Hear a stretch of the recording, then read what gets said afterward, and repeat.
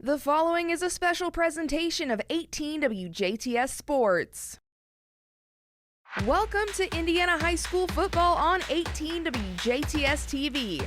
This game of high school football is proudly brought to you by Southern Indiana Propane, Liuna Indiana Laborers District Council, Goebel & Son Chevy Cadillac Toyota, DuBois County Tire, Carpet Warehouse, Maringer Plumbing, Heating, and Air Conditioning, and Just Whimsy. It's time for kickoff. Let's head out to the field. Hello again, everybody, and welcome to Jasper High School football coverage here on 18 WJTS. I'm Carey Schneider along with Jeremy Marcos and our special guest this evening, Coach John Goebel, sitting in for Craig, who's on assignment, as they say. Of course, the Wildcats coming into tonight's game, the final game of the 2025 regular season against their, well, still at least their, at this point in time, their old rival, the Alices of Vincennes. The Wildcats coming into today's contest with a 6-2 record on the heels of a loss last week to Evansville North at Jerry Brewer Alumni Stadium. The Alices are 3-5 with victories this year against Boise, Central, and Evansville Harrison. Now, of course, John, I mean, last week it was, obviously kind of a little bit of a setback for the Wildcats against the Huskies, but nonetheless, kind of a good tool as you walk into the tournament coming up. Well, you've been around a long time too, Carey, and you understand that sometimes losses are more beneficial than wins. You never want to lose a game, and that was a tough loss last week, but you'd rather it be last week than at tournament time. And I think you look back at that Memorial game and how poorly we played for a lot of that game. And from that moment on, though, we woke up and we had a really nice season and things were going our way and we're winning a lot of games and playing really well. And I think maybe we had forgotten that you have to bring your A game every week and you have to be willing to work every week. And so I think if anything, last week helped us remember that you can lose at any time and you have to be ready to go.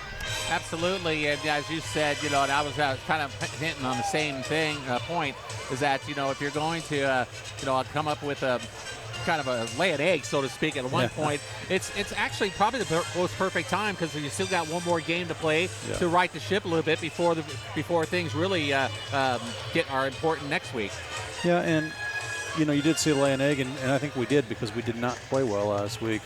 But the other part of that is, North is a nice football.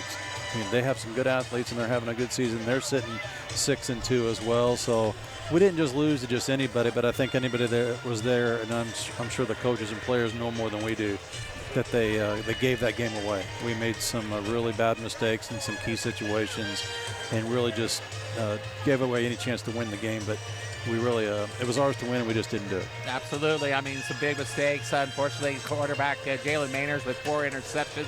But we're not going to dwell on that much anymore. It's a new week, and it's the final week of the regular season. It's rivalry week, and there hasn't been a better rivalry, I don't think, in Southern Indiana than the Alices and the Wildcats. And unfortunately, at least from a football standpoint, it's going to be coming to a close tonight.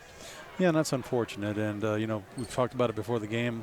We got to keep them on the schedule in basketball and in other sports, and that's a good thing because it's sometimes it could be a little bit of an unhealthy rivalry because it can get too intense maybe, but it's good to have somebody that you're playing against that wants to beat you as badly as you want to beat them. And so it's just a fun game to be a part of, and no matter what sport. Well, the Wildcats and Alices are on the field, at least for the indication of the toss. It looks like Lincoln has won the toss and is going to be deferring. So the Wildcats will receive the football to start tonight's football game. So again, big night tonight, beautiful weather. We are situated on the visitor stands once again like we were a couple of years ago. We want to take a moment to thank Vincennes Lincoln Athletic Director Chris Lancaster for getting us situated over here with a table and a tent. And, Jeremy and I had to kind of go hunting for an electrical outlet so we can have some power, which we were able to, also with the help of one of our maintenance guys, so thanks to them. So, again, we are about set to go for this final game of the 2025 regular season as Jude Clark will tee up the football at the 40-yard line, and looks like Levin and Blake and Wrecker will be back to receive for the Jasper Wildcats. Yeah, you're going to have to help me with the numbers tonight, Carey. I do not have my glasses with me, and we are really basically field level, but at that distance, it's hard for me to see those numbers at night. But you're on the screen there, too. Yeah, we also have the monitor. Okay, That's what is a godsend for us when it comes to football, no question about it. So, so as you can see right there, of course, again. One of the things I really like about high school football is they saved that last week for rivalry week. Yes. You've got Mater Dei and Wrights and Memorial and Castle and Jasper, Vincennes, and across the gauntlet. So it's the best week of football. Absolutely. Central is at North, Harrison at Bossy, Mater Dei at Wrights, and Memorial at Castle, just to name a few. And, of course, Jasper and Vincennes here topping things off. And here we go. So it's a short ground ball kick as they'll be picked up by an up man and bring it across. Looks like about the 35-yard line for the Wildcats was number 11, Alec Ware. So Ware on the return. Yeah. Alec's specialty is defense, and he plays basketball as well. He's a hard-nosed kid. He's not afraid to hit. He's not afraid to mix it up. He plays forward at whatever he is, 5'9", or where they have him at. So okay, yeah, at 5. Well, they got him listed at 5'11", 195 pounds. 5'10", yeah. Football. He plays above his head, that's for sure. Okay. Football is going to be spotted at the 37-yard line. And Jasper Wildcats offense, led by their quarterback, junior Jalen Mainers, is on the gridiron. So, I said not too bad. I mean, obviously not much higher, but still a nice little vantage point here. And there's a fumble on the snap. And Mainers, I guess, came up. Looks like he came up with it, but he got pushed back, so that's going to result in a loss of about probably at least 3. It almost looked, and I'm not absolutely sure, it almost looked like he wasn't expecting the snap when it came. Either that or he took his eyes off of it too quick, but he's in the shotgun, and the ball got there when he didn't expect it, or else he was looking somewhere else before he caught it. It will result in actually a loss of 2, second down and 12 at the 35 with Mainers out of the gun. Ramos next to him, he will drop back. Looks and fires a pass upfield, caught by Jack Levin. Beautiful catch by Jack at about the 48-yard line. That should be enough for a first down. At least they're going to set up. It will be enough for a first down. So we'll pick up, let's call it about 12, first and 10. It was a good route. Jack did a nice job of finding a pocket in that defense and sitting in it. And Jalen delivered the ball right on the money.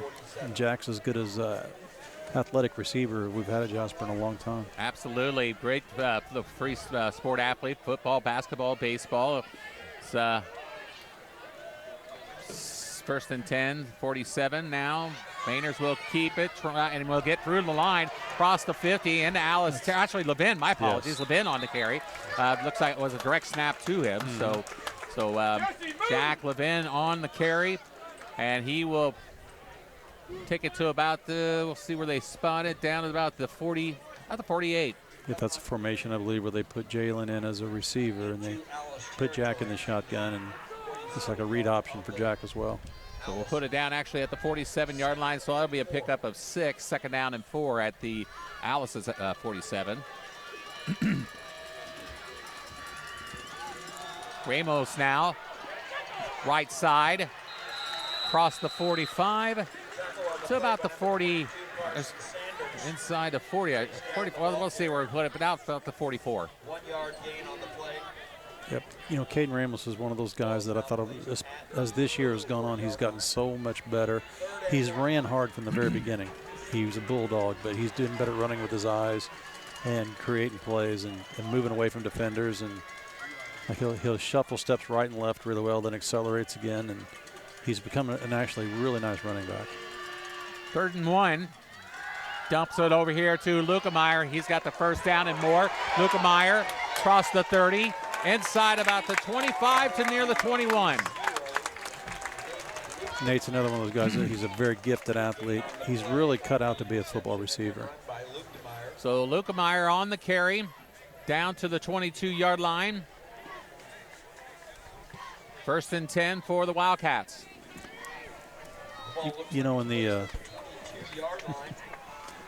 In the triple option offense that we were running, that wing T, Nate maybe was a little bit positionless, but in a wide open offense with the receivers, he's found his home. Handoff goes to Smith. Elliott Smith on the carry. been interesting how Jasper's been platooning the guy between Smith and Ramos, of course, and Levin. So good triple threat that we've had on the ground this year. Well, look at the guys that have touched the ball already today, between Jack Levin and Jalen Mainers and Nate Lukemeyer and now and Ramos and now Elliott Smith and we're spreading the wealth pretty nice. Coach Hart does a really nice job with that. Including Max Butel, who's split on the far side. 2nd down and 10 at the 17. Play action, pass caught by Lukemeyer, and he is, see how far down, not quite to the goal line, but he's going to be close. It's like they're calling him down on the 1/4-inch line.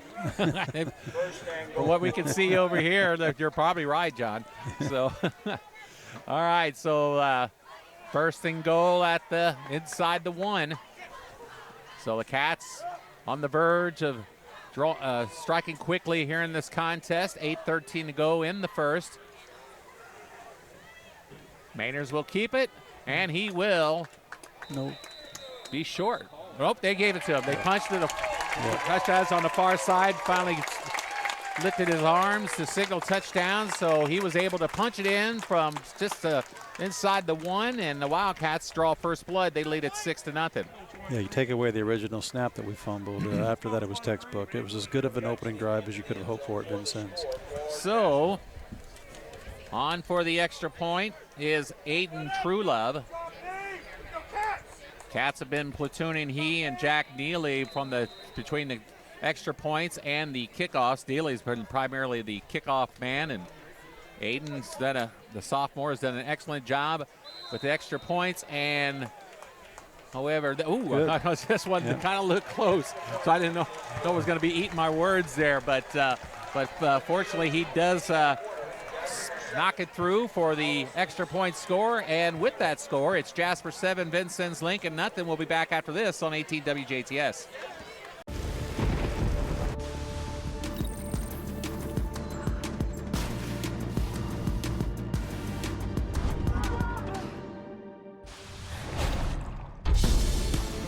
Contact Maringer Plumbing, Heating and Air at 812-482-4425. That's 812-482-4425. Located at 723 3rd Avenue in Jasper. It's hard to stop a train. Back once again at George Inman Field in Vincennes, where the Wildcats draw first blood and scored on their first drive of the night. John Goebel, an excellent drive, and take away, of course, the fumble. It was, like I said, picture perfect. Yeah, I think setting an early pace is important, and coming out at Vincennes, because you know Vincennes is going to be pumped, and they're going to have a lot of adrenaline, especially early. And it's a big rivalry game for them. It's senior night, and you know they've got Jasper on their home field, and they were going to be ready to play. So to take the ball down the field as well as we did and execute as well as we did in that first drive was, you can just kind of feel it deflated them more than it was good for us, obviously. Well, Jack Neely is set to kick off from the 40. A couple men back, including number 3, Quentin Butler, for the Alices, and that kickoff will roll out of bounds. So the penalty flag flies, and we'll bring it out to the 35. So I'm assuming that was by design. It was a squib kick, but I guess Jack probably can't get it to the end zone, so we're just going to kick it away from their return guys. A lot of times he usually does. Okay. I would say, but nonetheless, it will get the Alice's good field position to start the night. Yeah, I think the intention was to keep that in bounds, obviously, but it just Vincennes did not field it and let it go just out. So 1st and 10 at the 35-yard line, 8:02 to go in the first quarter. Jasper with the opening drive touchdown with the 7-0 lead. Quarterback for the Alices is Landon Hartley, and he hands it off to number 33, Mac McCormick, and McCormick is going to get stuck right at the line of scrimmage for no gain. Yeah, it sure looked like Alec Ware at the linebacker spot, number 11 for us, might have made first contact. So Ware with the tackle on the play. No gain, 2nd down and 10 at the 35-yard line. And Hartley will work out of the gun. He'll have 2 receivers split both sides. One goes in motion, and he will roll out fire a pass, and incomplete as he was looking for Brody Phillips, but he was well covered by the Wildcats, number 19, Tanner Young. Yeah, I don't know if we want to keep bringing up Alec Ware's name, and that's good. And the quarterback left the pocket, and somebody's got to they call it force. Somebody has got to move in and force him to throw the ball. You can't let him just run free to the sideline and take his time. And Alec Ware put pressure on the quarterback there and made him throw an early pass. So with the incomplete pass, 3rd down and 10 now at the 35-yard line. Again, Hartley out of the gun. Cormack moves. Hartley back, fires a pass up the middle, way incomplete as he was looking that time for Leighton Battles. So the Alice's on their first drive of the night, Jasper defense holds them to 3 and out. You know, I think one of the advantages in the Hartley kid for them, the quarterback looks like a pretty good quarterback, but he's a freshman, and it's hard to hide that. And he got a little antsy there. He had time to throw it, and I think he got a little nervous, and I don't think he had an open receiver, but you know, being a quarterback and not having, he's going to do nothing but get better over the next few years. You can see that. Well, I understand he's actually in his 2nd week of starting as their main quarterback is out right now. And number 4, Brody Phillips, was back to punt. And Butel will let it roll, and the Alice's will down it.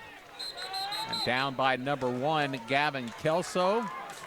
And looks like about the 30, maybe the 31-yard line. I think we have a little bit of old school lighting here in this old stadium, and I think Max misjudged that a little bit. The ball got up there, and I couldn't see it anymore. So I imagine fielding punts from that height tonight is going to be difficult. He did a good job. He made the right decision backing off of that punt and not trying to catch it. Old school is right. This is one, obviously, the football field has been here for a long, long time, and a lot of memories have been made here. If you're a Wildcat fan, some good, some not so good from a personal standpoint. Mainer's on 1st down. He will take it to about a gain of about 5. I was telling Jeremy as we were driving up here, John, I obviously my first memory coming up here was back in '83. Craig was actually our quarterback, and we got beat by the Alice's in regular season, but we came back and returned the favor later that year on this same field and knocked them out in the section, an overtime game. Ramos on the carry, and he will take it, looks like, let's see, down about, that's about the 30, inside the 35. Maybe about 3rd and 1, it looks like. So 3rd and 1. I wouldn't have any problem giving it to him again. Ramos is going to get you a yard every time. 3rd down and 2 at the 38.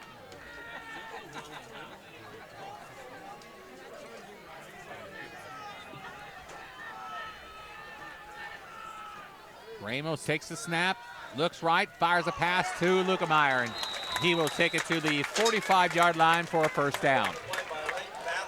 So Jasper moving the football very effectively here on this 2nd drive, Coach.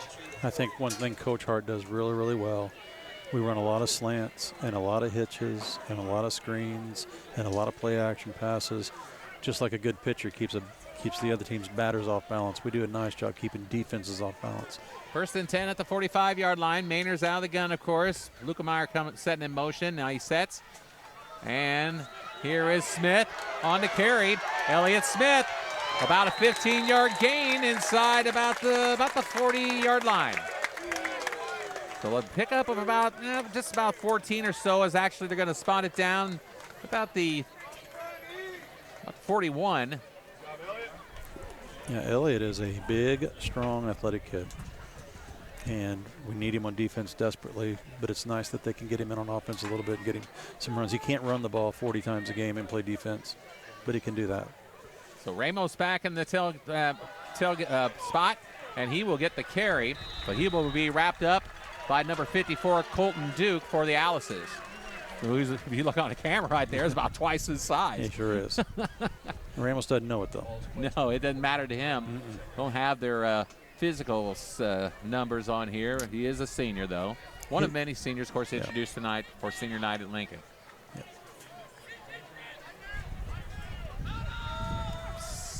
Pass is complete to Levin. Jack still on his feet, and he spins his way to, looks about, hard time seeing out exactly where the ball is going to be put down, but it will be looks like about a 7-yard gain. Should bring up about 3rd down and 2 maybe, actually. Scoreboard saying 3rd and 1, but.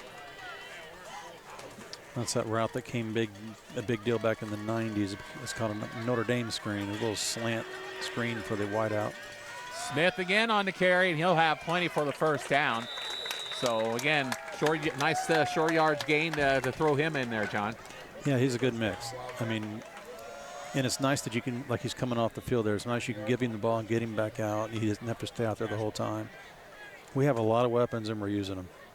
And that's a very positive thing. Absolutely. It seems like we have a little bit better spring in our step this week than we did last week. And I think, like we talked about in the pregame, that was a good wake-up call for us. Absolutely. A lot more, as you said, more pep in your step as another pass is complete. Jasper very effectively continuing to move the football, coach, as that pass is complete to Jack Levin for another 1st down. Jalen is delivering the ball right on the numbers and right in time. Like that was another hitch route, and the receiver planted, turned, the ball was there, he's open, and there's no hesitation. It's just, it's like clockwork right now. It's looking really good. From the 16-yard line, here's Caden Ramos, and Ramos will be brought down by Mac McCormick with a little help from his friend Gabriel Beek. Yeah, he had nowhere to go that time. Nope. So that's probably going to end up, and it will end up as a no gainer. 2nd down and 10, again at the 16, clock nearing the 3-minute mark in the 1st quarter. Jasper on the verge of picking up their 2nd score perhaps of the night. They lead at 7-0. So Jalen fires, pass, corner of the end zone. It is incomplete as he was looking for Levin, I should say. Defending on the play for the Alices was number 25, Trenton Gilbert. Yeah, he made a nice defensive play. That was a little fade route to the corner of the end zone, and Jack almost made a really nice catch on the ball, but he was very well defended. I'm not sure he'd have been in bounds if he'd have caught it. The defender kind of got his shoulder in him and moved him out, which is textbook. So again, from the 17-yard line, 3rd down and 10 this time.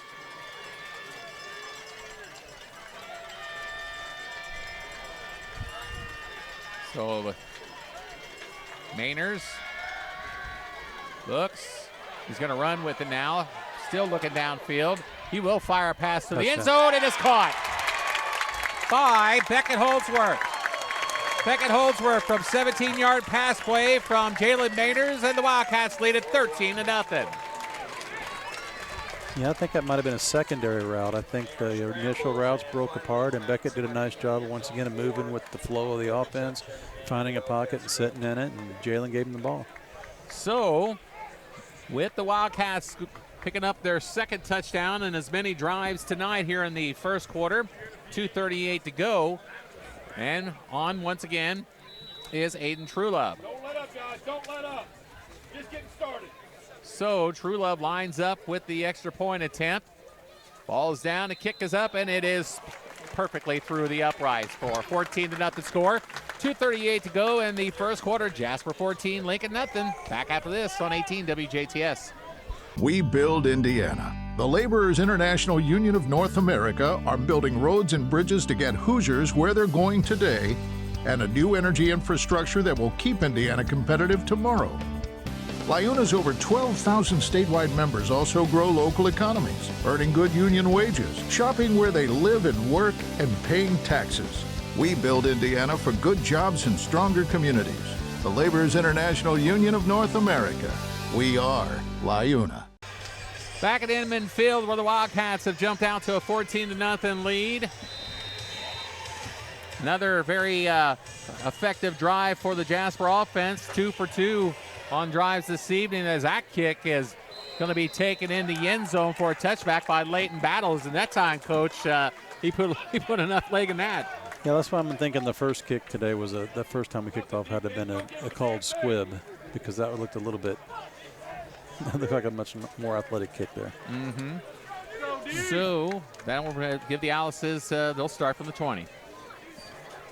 it's a good place to keep them down. And once, defense becomes hugely important here, because if Vincennes is able to put something together here and score and it goes 14-7, all of a sudden they have new life. If you can bury them here, get the ball back and score again, and it becomes a really long night for Vincennes.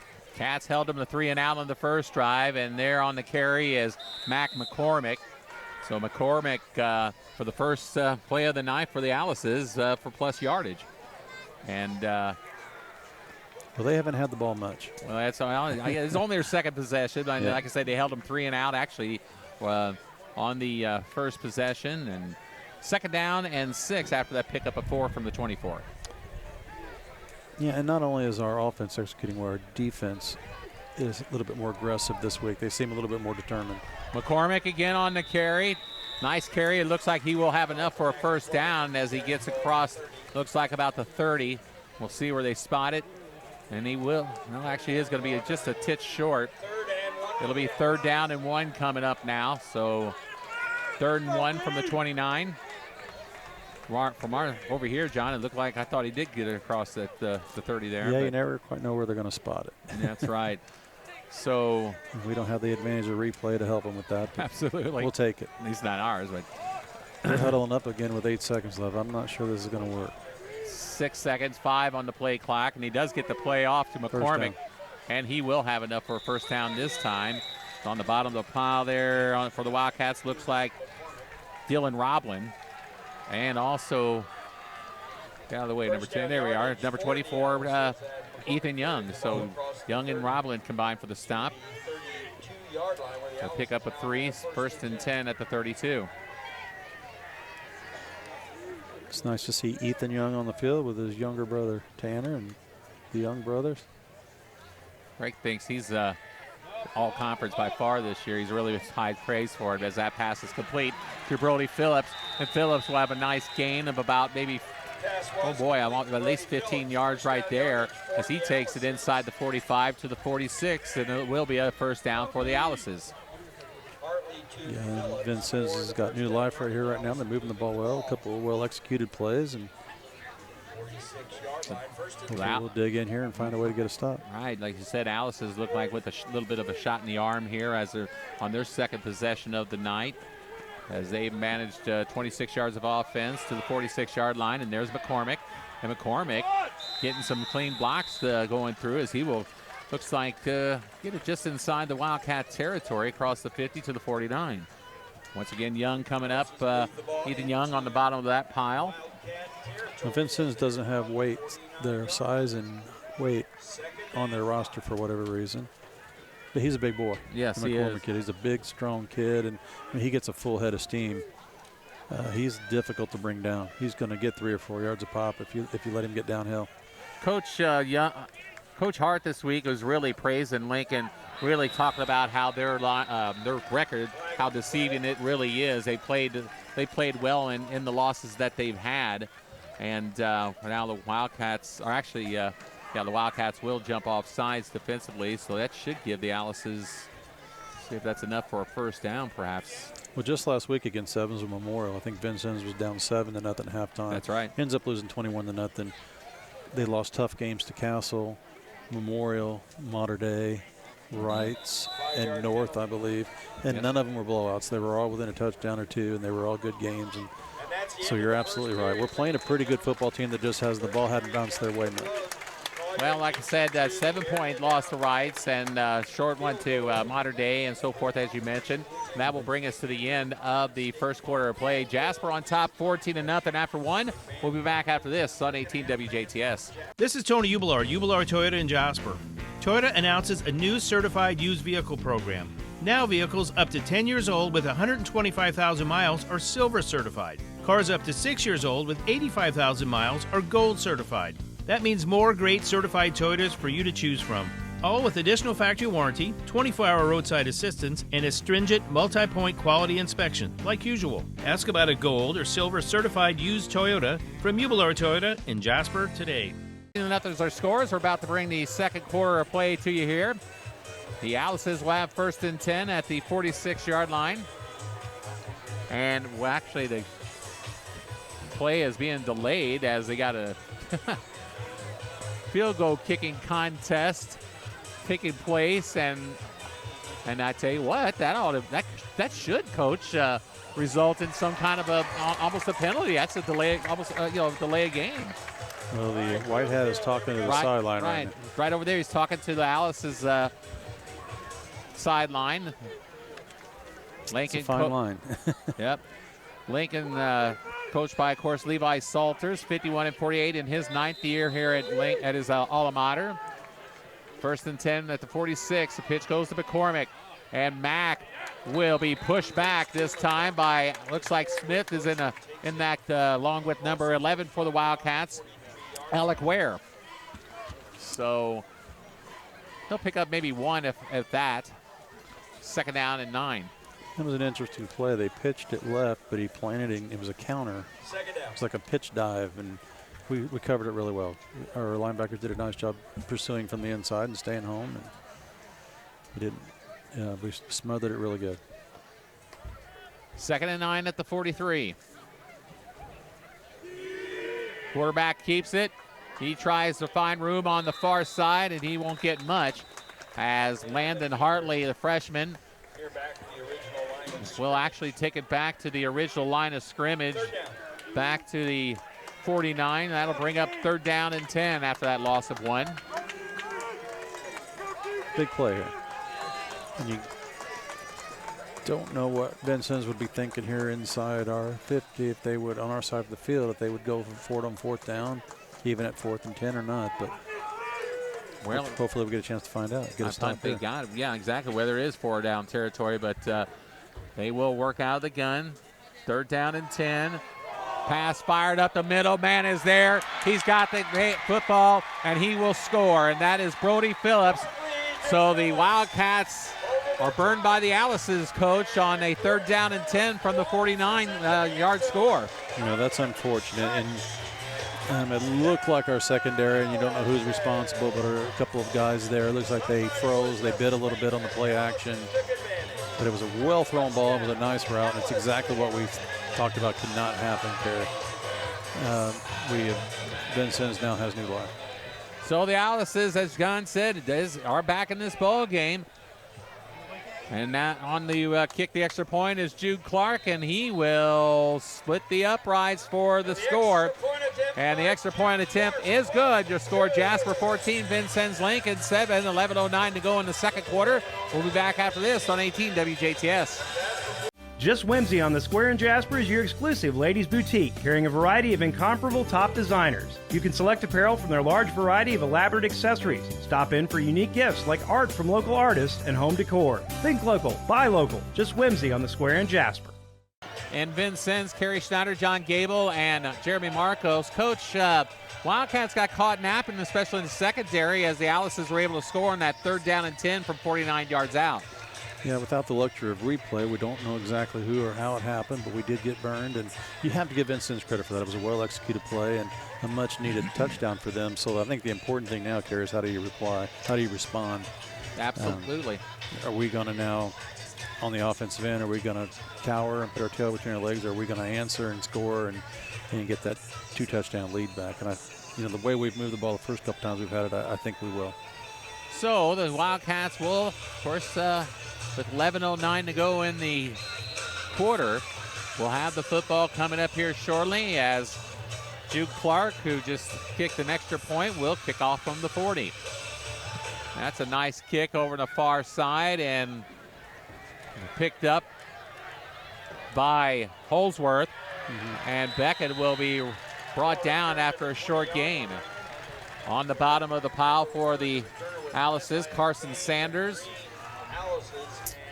Beckett Holsworth is maybe the fastest kid on the team. So it'd be nice to get him the ball in open space a little bit, but he had no chance there. So good coverage by the Alice's special teams. And looks like they're going to put it down at the 21-yard line. So that's where the Wildcats will start their 3rd drive of the night, 1st and 10. 1st and 10 from the 21, 11:04 to go in the 2nd quarter. Jasper 14, Vincennes Lincoln nothing.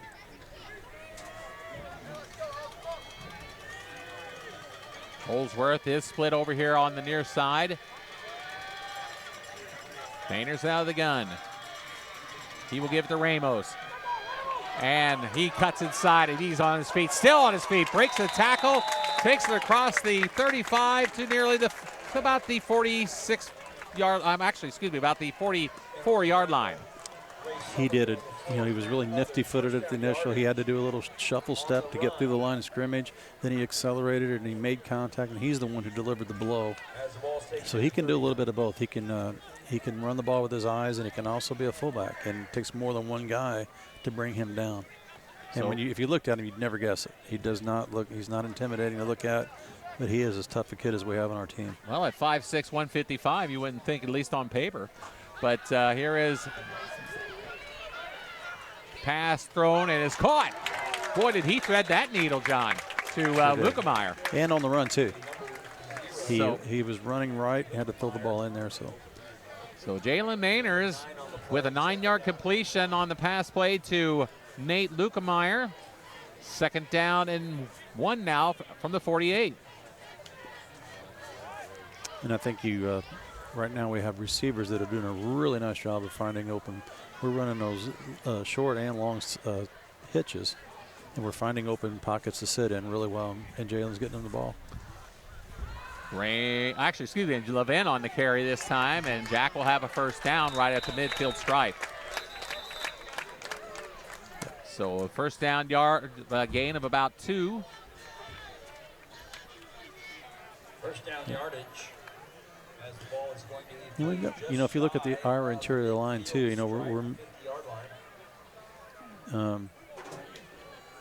we've got guys in there like Tyson Hunter and Nick Conselman and Reese Weishide and Hayden Clark and Andrew Obermeyer and Eli Arrejeda, and just some big, strong, athletic kids in our line too have done a nice job. Direct snap to Levin, and Jack breaks away. Flag comes flying from behind. See what that's all about. Kind of pretty good idea what that's going to be. He's holding.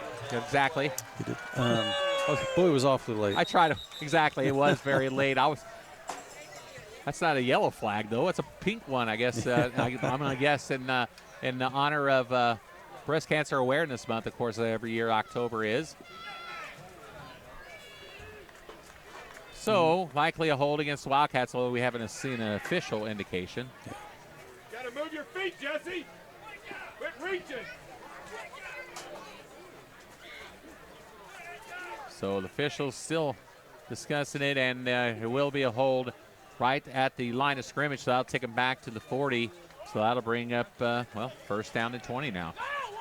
That negates an awfully good run by Jack Levin. A nice hole that he got through and big gain. Those are the kind of mistakes you can't have. So, as we said, with the penalty against the Wildcats for a hold. 1st down and 20 coming up now from the 40-yard line.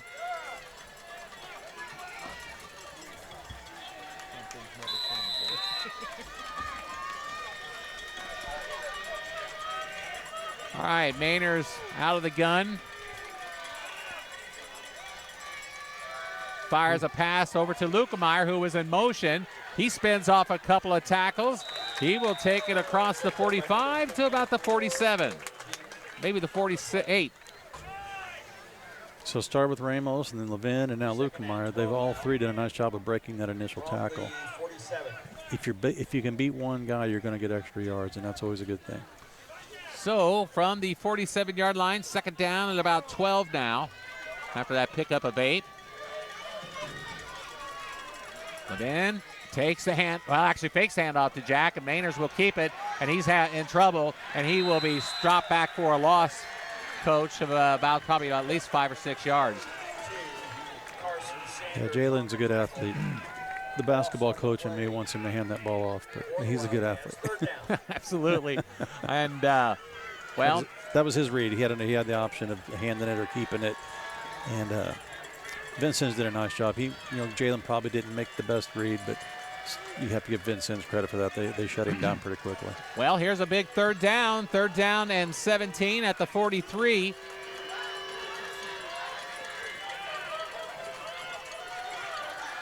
Pass is complete on the far side, actually to Looks like that was Luke Max. Okay, Max Butel with his first reception of the night, and it's going to bring up 4th down. The Wildcats. Well, 4th and about 11. And will they or won't they? I don't think we're punting it. Okay, and looks offensive unit is still out on the field. That's confidence in your offense when you're 4th and 11 from midfield. Absolutely. And confidence in your defense as well. 4th down and 11 at the 49-yard line. They could be attempting just to see if they can get them to draw them off sides a little bit. But with 4th and 11, I doubt it. I'm sure we're calling a play because the offsides wouldn't do much. He passes caught by Lukemeyer, and he will have enough for a 1st down. Yes. Beautiful read and beautiful catch by Nate Lukemeyer. Yes. Nate has really good hands. And once again, that's probably his 5th catch tonight already. Absolutely. So he's been a favorite target early of Jalen and having a career night tonight. So he's having a big night, as John alluded to. He's been the main target right now at this point, the juncture of the ball game. And it was, I'm going to say, a pickup of about 18. 1st and 10, Jasper converting on 4th down. They're at the 38. Ramos cuts inside for about maybe 2 or 3 on the play. Well, going back to that last play, too, one of the most difficult things for a young receiver to do at the high school level especially is catch the ball in traffic. Catch the ball knowing that you're getting ready to get hit. And Nate's as good as anybody at that. If he can get his hands on it, he's going to catch it. So, with the 2-yard pickup by Caden Ramos, makes it 2nd down and 8 at the 36. Nearing the 6-minute mark of the 2nd quarter. Here is Smith. Elliott Smith has the football, and he will have the 1st down likely, John, as he looks like, see where they spotted exactly, but it's a nice big run, and it will be for a 1st down. He needed 8. Over the last couple of years, Elliott's had some good games for us at running back. He seems a little faster this year to me. Like he's trimmed down a little bit. He's still a big, strong, athletic kid, but he's a little quicker to the line of scrimmage, and he cuts a little bit better and just runs the ball with a lot more confidence as well. For his size, he does run quick. He's 6'2", 220. And Levin is now in the backfield with Mainers. And Levin will get the carry, left-hand side, and they will have him wrapped up. Silverville and number 9 for the, well, actually it was Somerville, number 9 with the main tackle on the play. And looks like probably no gain, we'll put it down. Instead of maybe a loss of a yard where they're putting the chains. The marker is back, looks like a yard, so that should be 2nd down and 11 now. Scoreboard says at the 24. That Jack had nowhere to go on that one. And it looks like the Wildcats are going to call timeout, and they will. A little bit of uncertainty exactly what they were going to do right there, John. 4:49 to go in the 2nd quarter. Jasper leads at 14-7. We'll take a break and come back right after this. Come to the Carpet Warehouse. Quality you can stand on. You know they sell and install carpet, but Carpet Warehouse also specializes in hard surface floors as well. Vinyl, hardwood, laminate, and tile. Come see the many different options and get a free in-home estimate today at Carpet Warehouse, 650 Woodlawn Drive in Jasper. Come to the Carpet Warehouse. Quality you can stand on. Back at Inman Field, where the Wildcats have a timeout. Coach, a little uncertainty. It looked like it was sitting there too, but timeout has come to an end. 2nd down and 10 from the 24. It was a good place to use it, especially if there was any questions about what you're doing. This is an important drive. Absolutely. Momentum-wise, and so, yeah, go ahead. Sorry. Oh, no, I was just going to say important, as you said, from a momentum point. And, of course, want to really answer, obviously, and, take whatever confidence that you can from the Alices at this point. Yeah, going in at halftime with a 2-touchdown lead would be big. And you also don't want to give the ball back to Vincennes with any time left in this half as well. So using a little clock, getting in the end zone will definitely give us the momentum we need going into halftime, then coming out for the third quarter. Lincoln Recker will, as you saw right there, checks in at a wide receiver spot. Second down at 10 of the 24, 4:49 on the clock in the second quarter. Jasper leads at 14-7. Rayners looks, and he's got Jack. And he is in the end zone for a touchdown on a beautiful play-action play as he faked the handoff to Levin, rolled out to his right, as you saw, and found Levin for a 24-yard touchdown score, and there's that answer we were looking for. Very well executed play, and I just happened to be looking over at Jack Levin, and he came off the line of scrimmage about half speed, like he was going to block, like he wasn't expecting the ball. After the play action, he accelerated and was wide open. So when a play like that works, it goes. There's a lot more to it usually than just the quarterback and the intentional receiver. Usually there's other things that have happened, and it was just brilliantly done. So again, here's Aiden Truelove, 2 for 2 on extra point kicks, make it 3 for 3 as he drills that one. 21-7 is our score, 4:42 to go in the second quarter. We'll be back after this on 18 WJTS.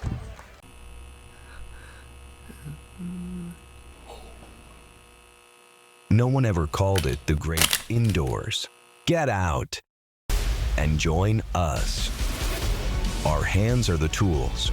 The outdoors is our office. And our climate control is the climate. We are the Laborers International Union of North America, the best paid, best trained construction professionals in the state. We build Indiana, and we're ready for you to come build it with us. All right, back once again at Vincennes Lincoln as the Wildcats answer the Alice's score with a score of their own to go back up by a 2-touchdown lead of 21-7. And Jack Neely is on to kick off once again.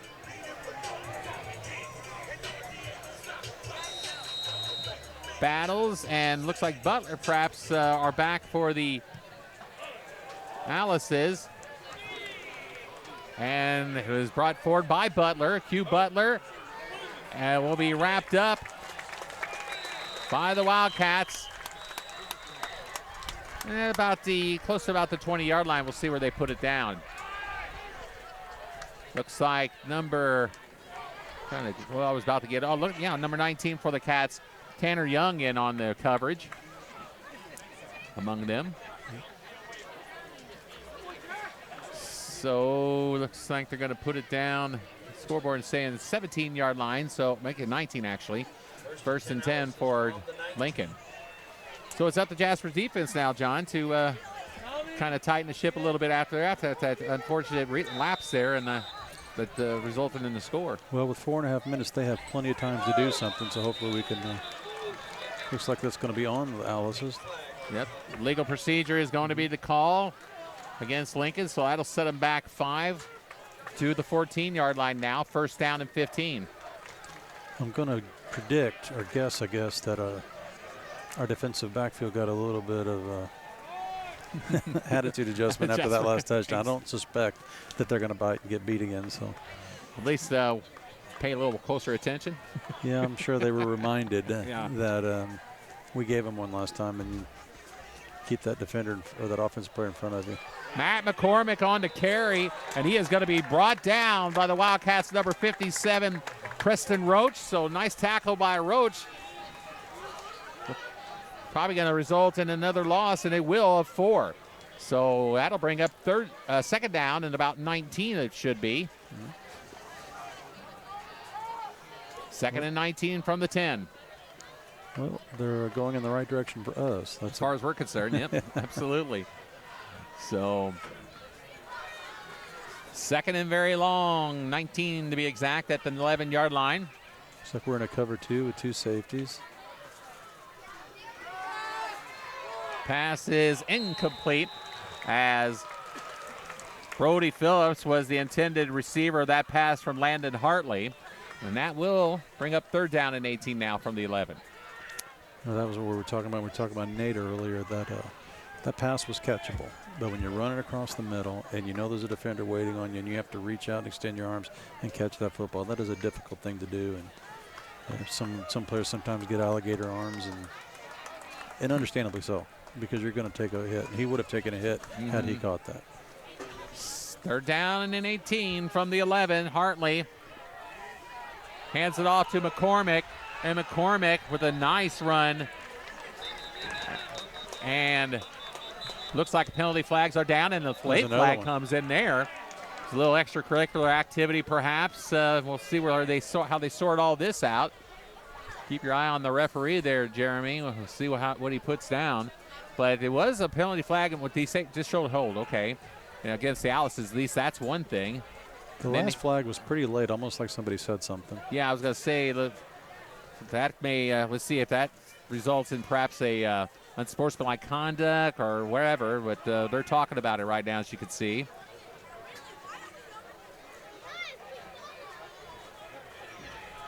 And referee looks like Jasper players are. Well, Young is signaling. We're declining something. We're refusing something, as you see. And it sounds like we have 2 penalties to pick from. We're going to decline 1. Okay. That's what it's looking like to me, but they're still hashing it out. Mm-hmm. Right now, Lukemeyer telling the ref exactly what they want to do. But either way, it's going to be. We'll just see how they, like you said, hash this all out. And a hold is against. Of course, that's going to be declined. Now, was that? I don't know what's happening. I don't know either. It looked like maybe they're pointing at both sides, but it.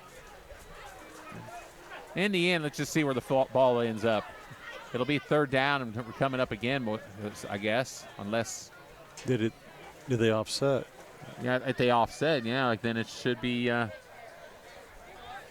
Right now it's showing third down. Oh, boy, there's a big walk-off right there. Oh. So apparently a Vincennes Lincoln player is the culprit as far as maybe perhaps saying a few choice words after that play, because it was unsportsmanlike conduct was the penalty of which Jasper did accept. And he's talking to right now is looks like Mac McCormick. So where are we at, though? Has that scoreboard says 11. 3rd and 18 is what they're saying. Well, that's they got to figure that out first. That's what it was. It's kind of looking. No, it'd be 4th and 18, isn't it? What would be right? Well, the marker does show 4th down. So exactly where the ball is, we're not sure from the vantage point. Is so it's either a 3rd or 4th down here. We don't know. Okay. Well, I'm going to go by the marker right now. Scoreboard operator's asleep. But the punt is going to be away. Yeah, exactly. Brody Phillips gets the punt away. And Max picks it up at the 40, and he's going to be spinned and brought down by the Alice's Gavin Kelso. So Max, I don't know if he should just let that go or not, but he thought maybe he could do something with it. But either way, not bad field position for Jasper to start a new drive. Well, the Vincennes only took about a minute off the clock in that last possession, so that's to our advantage. We had the ball with another chance to score going into the half. Just under 3.5 minutes to go, in fact. Plenty of time, plenty of momentum, plenty of weapons. Yep. I think we're going to put it in. So 1st and 10 at the 43-yard line, 3:28 to go. I'm trying to remember who kicked. Who got the ball to start the? We should get the ball coming. We'll have the ball in the second half. Thank you. Wait a minute. No, Vincennes deferred, didn't they? I'm sorry. I'm losing my mind. That's right. Yeah, exactly. I'm always like that. You know, when I've been doing this, and back when I was doing public address, I was like always, who kicked off? I always get to that point. Who's going to get the ball to start the second half? So you're wondering of your own strategies or whatever. Yeah. Well, anyway, right now, first things first. Let's get one in here before that halftime break. Then we'll worry about the second half. Not sure what the delay is. Oh, they picked up a flag, huh? I hope I didn't hear what I just thought I heard. Someone was saying, I thought somebody in the crowd said lightning delay, but I'm not going to. But no, that is not the case. We'd be clearing off here. We don't need another modern day like that. And boy, what a night that was, huh, buddy? Were you down there for that? I was. Oh, my gosh. Do you travel like with Phil and Jason? Usually, we like to come. I go with them, and I think the only game I've missed this year was the Bossy game. Okay, so that night, let's see, we got the car at 12:30 Jasper time, and got home at 1:30. And I got to bed just past 2, and I probably got to sleep about 4. I mean, just one of those nights there was so much going on, and you had so much adrenaline and everything. Should have stayed up. I should have stayed up, but I had too much to do the next day. I don't know what the deal is right now, but we had an official over here talking to Coach Hart, and either way. So, still gonna. Let's get going. Whatever. No kidding. Whatever the case may be. I mean, my goodness. It's 8:30. Let's go. So, 1st and 10 as we finally get things started as far as this next drive for the Wildcats. Boehner's out of the gun with Ramos taking the handoff. He'll fire a pass this side. It's Lukemeyer again. Nate Lukemeyer will pick up maybe about 4. And do we have a flag down? Yes, we do. Flag on the far side. Maybe on their bench. Wasn't anywhere near the play. But the flag is over in front of the Alice sideline. And it's likely going to go against the Wildcats. Yeah. The way he's an eligible receiver, maybe? Let's see what there he is. I was looking for the referee to see what maybe he already signaled the indication. Oh, here we are. An eligible receiver downfield indeed against Jasper. So that was not. It's obviously a penalty that is going to costly for the Wildcats, and that's only a 5-yard penalty. But look where the ball is marked. My goodness, fans over here in front of us, of course. They're moving it back. Yeah, they're moving it back finally. Yeah, I mean, heck, he was back about 10. Yeah, they marked it 10 initially. They caught it though. Okay. With the help of some of the officials in our stand. Exactly. Unger and company. 1st down and 15 now at the 38. The scoreboard already had it set before at that point. But either way, 1st down and 15 for Jasper. 3:15 to go in the quarter. Mainers with Ramos behind him. He will roll out right. Gets pressure. He's chased. He'll keep it. He'll run it. And he'll get it back. Back to about the original line of scrimmage, John. I'd say so. Maybe a little short of it, but close. So let's see. Right now, they're going to mark it.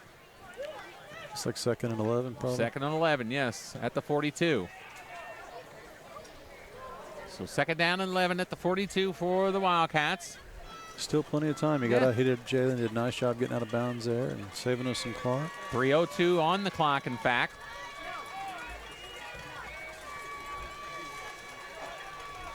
No hurries right now. Pass. Incomplete. And no flag. Flag finally came in late. So pass interference will be the call against the Alices. Yeah, you can't argue with that one. No question about it. I was just going to let the picture speak for itself. Yeah. But so official did a nice job watching the play out. He was on it the whole time. He was pulling his flag out and was going to throw it in there. Mm-hmm. So Cats catch a break right there and see where they take for as the Jasper fans might just help the referee count his steps. We got some,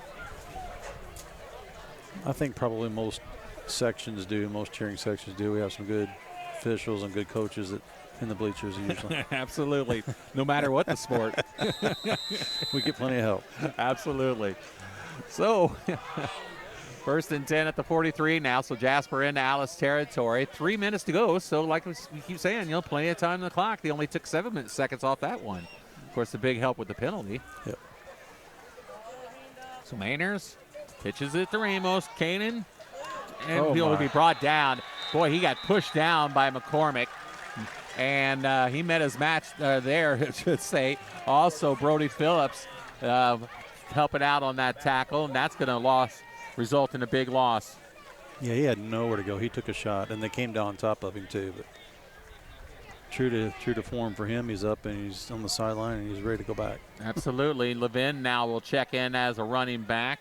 Also back there for the Cats is Blake and Recker, well, who actually will split out on the far side. 2 men on this near side. Pass is incomplete as he was looking for Levin, who had it in his hands but dropped it. So 3rd down coming up now. Still 2:17 to go, though. I'm not sure Jack was going to get anywhere after he caught that, but it would have been good for 2 or 3 yards. And still, ball needs to be caught. And I think Jack will be the first one to tell you that. So we're essentially right now, especially with Ramos out there, we were running no back. Right. It was a spread offense with our running back. It was a flanker, so we had 5 wide receivers. Now we're back to 4. Absolutely, with Ramos in the backfield. Pass is caught by Butel, and Max going to be close to the first down. He's going to probably looks like going to be about a couple of yards short, though, and that'll bring up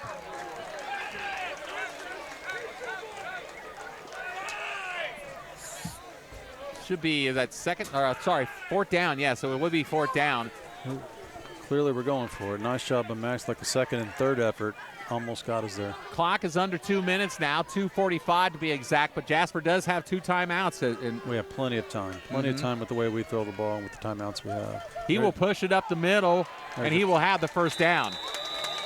A nice run on the keeper, John, by Jalen to pick up a first down on that play. Yeah, he got his 1 yard in some and more.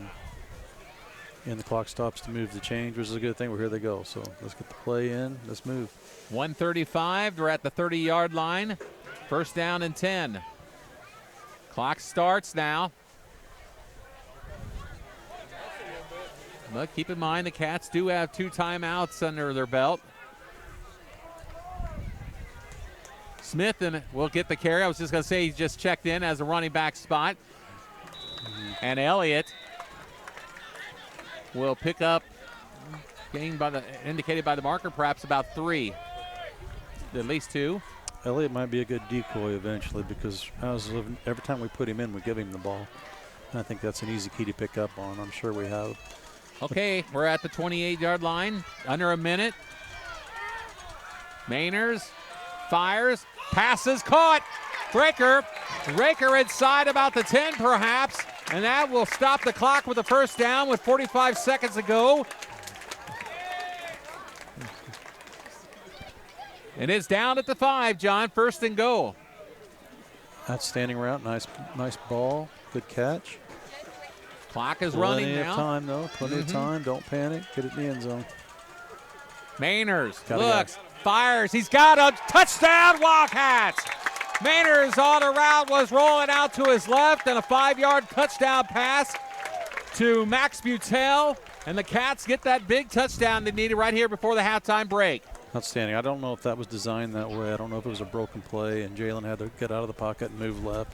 But whatever happened, Max did a nice job getting to the sideline, and Jalen throwing the ball back across his body, running left. I think last week against North he underthrew one of those for an interception, and he did not make that mistake again this week.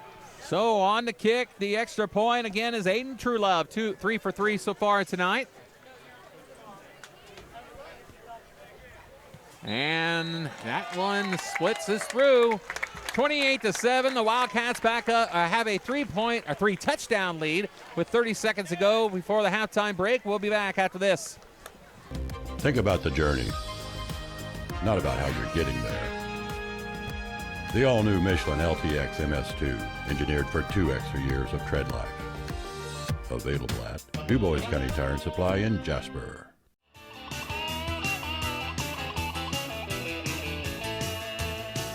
Big or small, we service all. Du Bois County Tire. Simmons Field, where the Wildcats have gone up by a 3-touchdown lead, John, 28-7, and a drive we were just talking about. You of course, were commenting on how much, plenty of time on the clock, but Tom McCool, the Wildcats got the job done. But when you're running a passing offense, there's different ways to stop the clock. Well, first of all, you can get first downs, which stops the chains. You can throw the ball the outside, which stops the chains. Incomplete passes stop the clock. Or stop the clock is what I'm saying. And so it's just in a 2-minute drill situation, it's just a lot more effective. So here's Jack Neely kicking off deep, and it is caught by Battles, I believe, actually make that Butler. So Q Butler returns the football, but he is going to be brought down by Sawyer Reckelhoff on the special teams tackle. 25 seconds to go on the scoreboard clock. Jasper leads it 28-7. Well, now you have a lot of room to give without breaking. You don't get beat long for sure with 25 seconds. Absolutely. And because they don't have time to be patient. They don't have time to throw a couple passes to out routes and stop the clock. They just don't have the time to do it. So as long as they can't beat you long, they can't score. So here's Landon Hartley again out of the gun. Actually, he's got to work. Yeah, what's that? Looks like a cover 4. Okay. 4 deep zone. And do we have a timeout called? It looks like still with 25 seconds to go. We'll just kind of keep it right here. I mean, was it the Lincoln call that timeout, or I guess they had to. I'm sorry, I didn't see what the official. I didn't see it either. So right now, 25 seconds to go before halftime, and Alice's will have it at the 27-yard line, John. So like I said, go back to that scoring drive there. I mean, excellent job for the Cats to build the momentum they need going in before the half, and so we haven't made many mistakes tonight, and unfortunately, one of them cost us a touchdown. They their only score of the night was a 3rd down and 10 play where our defensive backfield bit on the play action, and you take that play back, and we're up, 28-0, which obviously 28-7 will take. But, no more mistakes, and we'll continue to run away with this. Well, it's been those mistakes right there, like I said, can wake you up, obviously, and make you a better ball club down the in a game like this. So you especially don't want to do them at tournament time with the game on the line and a 1-score difference or anything like that. You have to be sharp every play.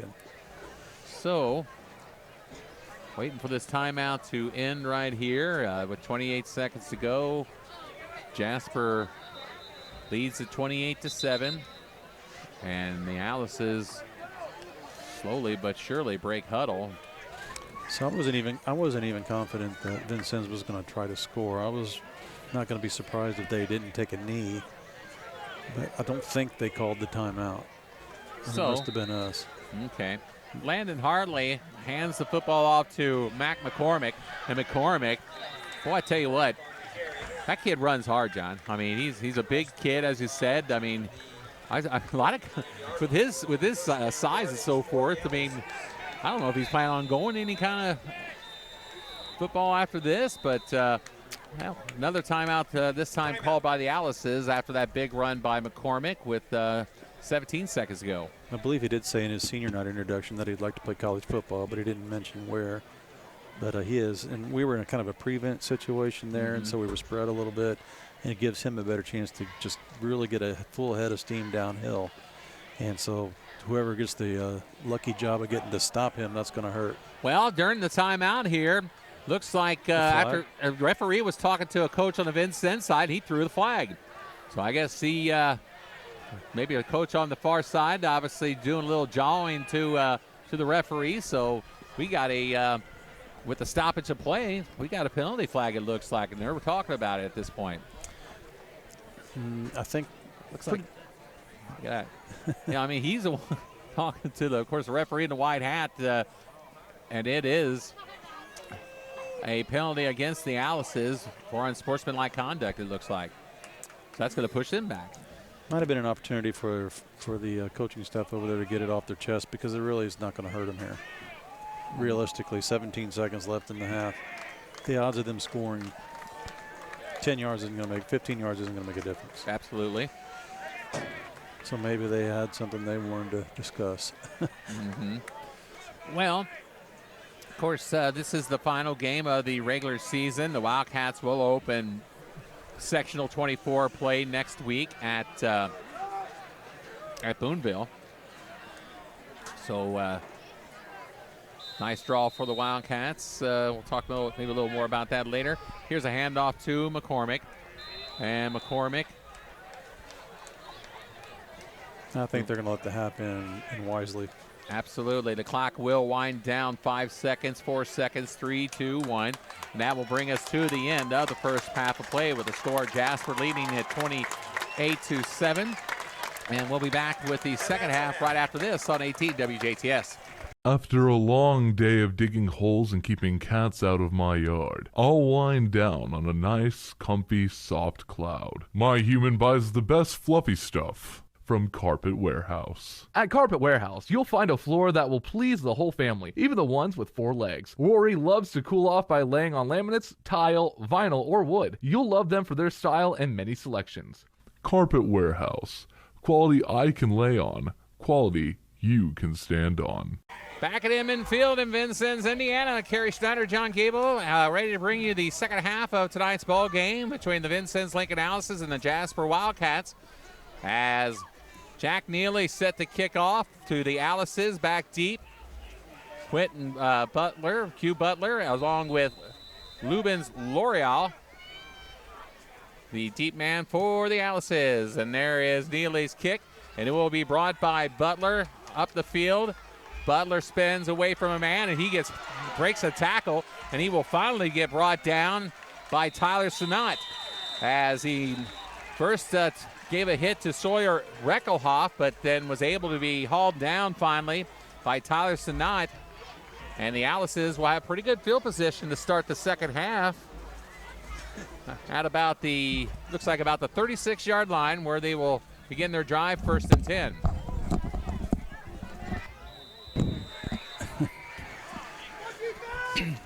So, 1st and 10 for Lincoln at the 36-yard line. And there is McCormick on the carry. And he rushes right through the line right itself. And we got a whistle as play is called, timeout is called. But McCormick takes it to, looks like the 40-yard line for a gain of 6, 2nd down and 6. Well, my guess is that Vincennes had a little talking to at halftime, a little inspiration, and they're probably looking to create some momentum in this first drive. There is McCormick on the carry again. Big number 33 takes it, looks like just right to the 50-yard lines where they're going to put it down. That'll be enough for a 1st down. Yes, exactly, John. Alice is looking much more inspired out of the gate here to start the second half. Yeah, and so a couple things could happen. They could go down and score, and they can really take charge of this, or the momentum of the game at least, or we could find a way to stuff them here and deflate them. Here is McCormick again. McCormick's going to pick up about 10, it looks like, as he will take it right to the 40-yard line. So indeed, a 10-yard pickup and a 1st down for the Alices. Well, he runs the ball as hard as anyone I've seen this year, and especially right now coming here out of halftime. He gets going forward, and he is a big, strong, athletic kid. Freshman quarterback Henry Landry throws kind of a shuffle pass up the middle to number 12, it looks like. Excuse me, that was number, let's see if we pick up that number was that here. 15 maybe? 15, yes, that's what it was. That is Moises Mariquin. Listed as one of the running backs for the Alices. And that's going to pick up about 6 on the play. That'll bring up 2nd down and 4. We have not been able to stop him yet so far this half. They've got positive yards every play. New look, trips to the left side and a little bunch formation. There is McCormick, spins off another tackle, still on his feet, and will be finally dragged down by Young, it looks like, who is on the ground right now. Tackle was made indeed by Ethan Young, but Young is slow getting up. Well, what you'd like to see is the defenders be the ones leveling the blows, but he is right now at running back. McCormick is the one who's doing the hitting. And he was actually bringing them down from behind, John. And but he is up gimpy, and he's going to come to the sideline and replaced, it looks like, by Drake Hagan. Well, he's running right now like somebody wrecked his Trans Am. He is a man of fire. On a sweep, McCormick. off right tackle. And Pitch to McCormick, and he takes it down inside the 10. Takes it inside the 10 to the 6. That'll bring up second down. So the Alice's on a mission offensively, John, on this first drive. Well, Matt McCormick is, yeah, for sure. You know, they ran a little shovel pass earlier with some success, but every other play, the ball's going to McCormick, and he is running, like we said earlier, as hard as anyone we've seen all year. He is a tough guy to bring down.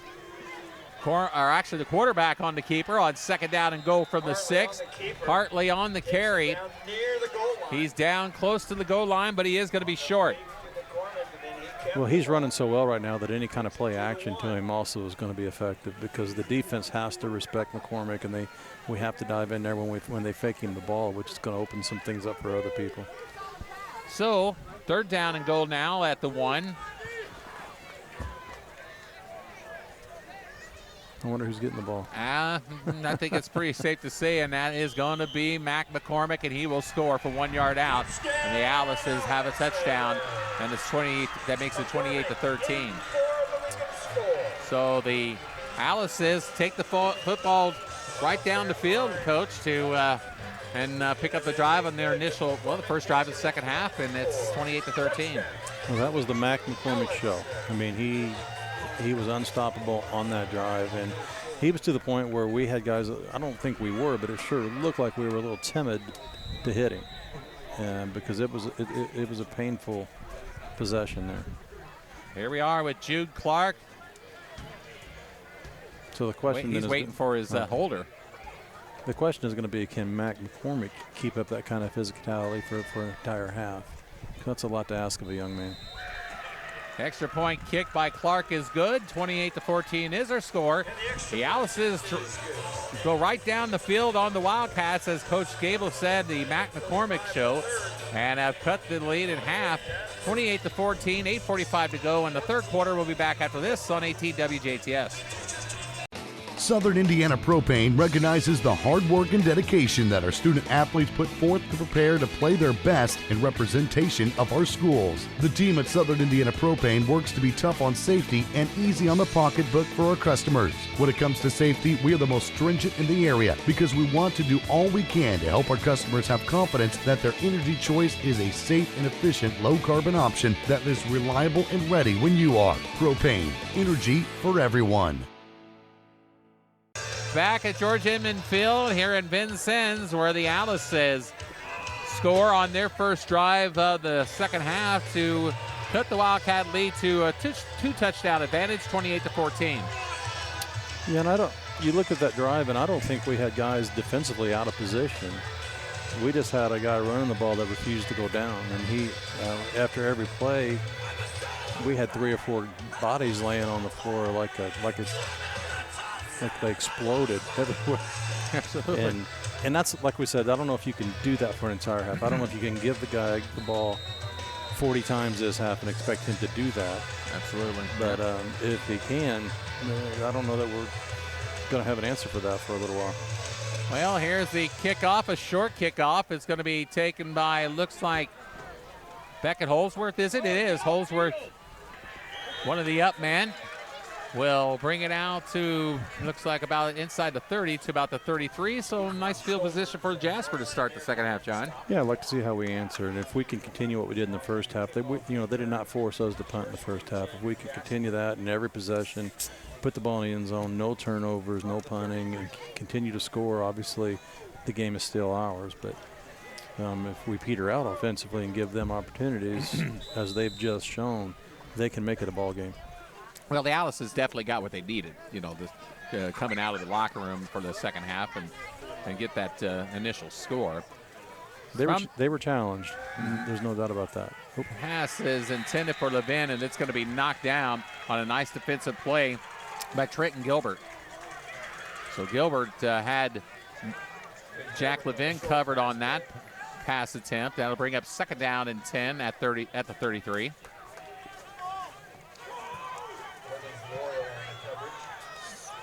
Second and 10 from the 33. Mainer's out of the gun. Checks.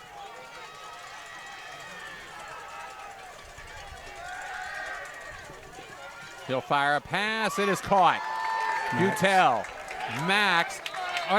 When the flag went out here, I don't know if that was a face mask perhaps. Yeah, I think there's no doubt that was a face mask. Okay.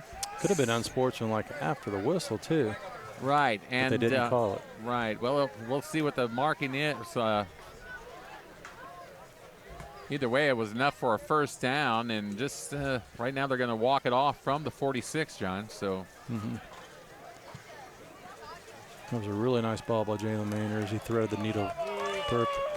Yeah, they only gave him 5 yards on that, so apparently, inadvertent. So, yeah, I guess there's 2 levels of face mask. There's flagrant and inadvertent. They figured so, but it was the right call. Right, and we'll take it either way. Extra 5 yards on that face mask tacked on. Jasper has it, 1st and 10 at the Alice's 49. Positive yards every time. That's what we need. And what do we got now? The flag was thrown over on the far sideline. And it looks, well, actually, they're going to call a procedure against the Jasper Wildcats. So that takes it back. They gave the Alice's those 5 yards back. I believe what happened is we started a man in motion before the right side of our line there was set. So that's Joe Hackebeck, I guess, that it tied in basically on the right side. And he was still getting set and talking, and we started a man in motion, which is 2 men in motion. Here is Levin on the carry, and Jack is going to pretty much just get back to the line of scrimmage. So no gain. That'll bring up 2nd down and 15 at the 46. Well, so far in the story of the second half is whatever inspiring words were used against Vincennes for Vincennes at halftime has worked.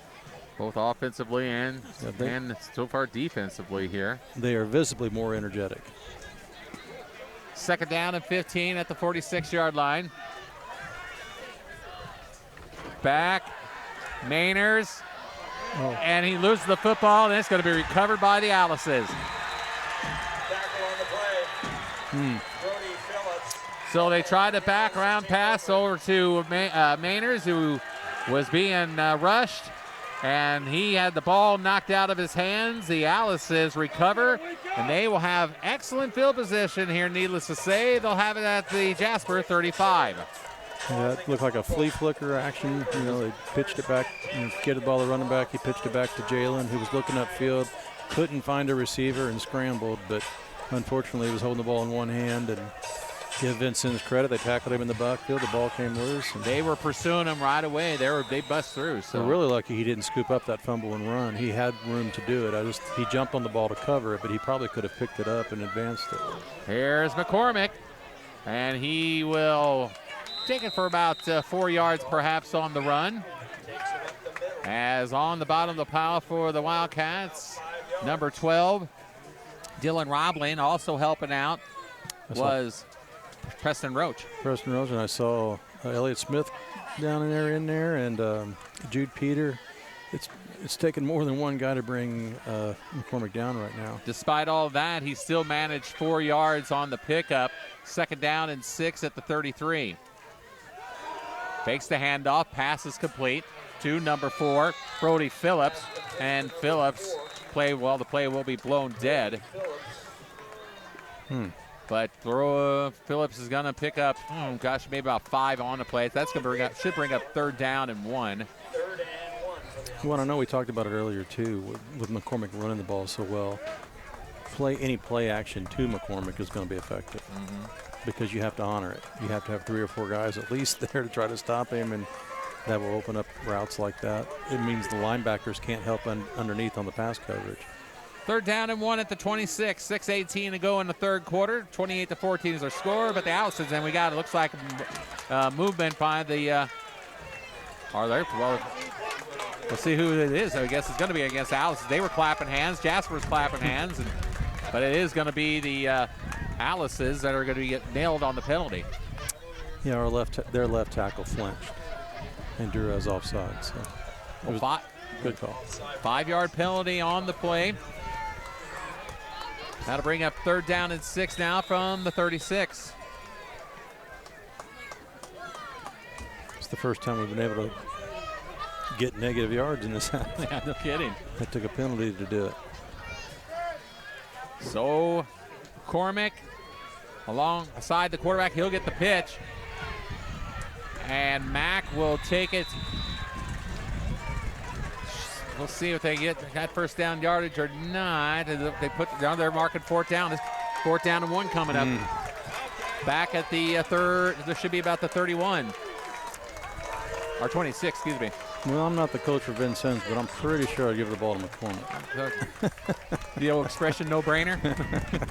Okay. So 4th and 1 at the 26. And direct snap to him. And wow.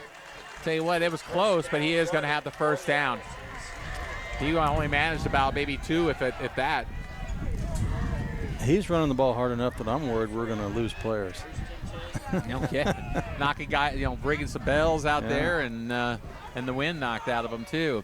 He must have realized that they're not playing Jasper in football anymore, and he wants to make it count.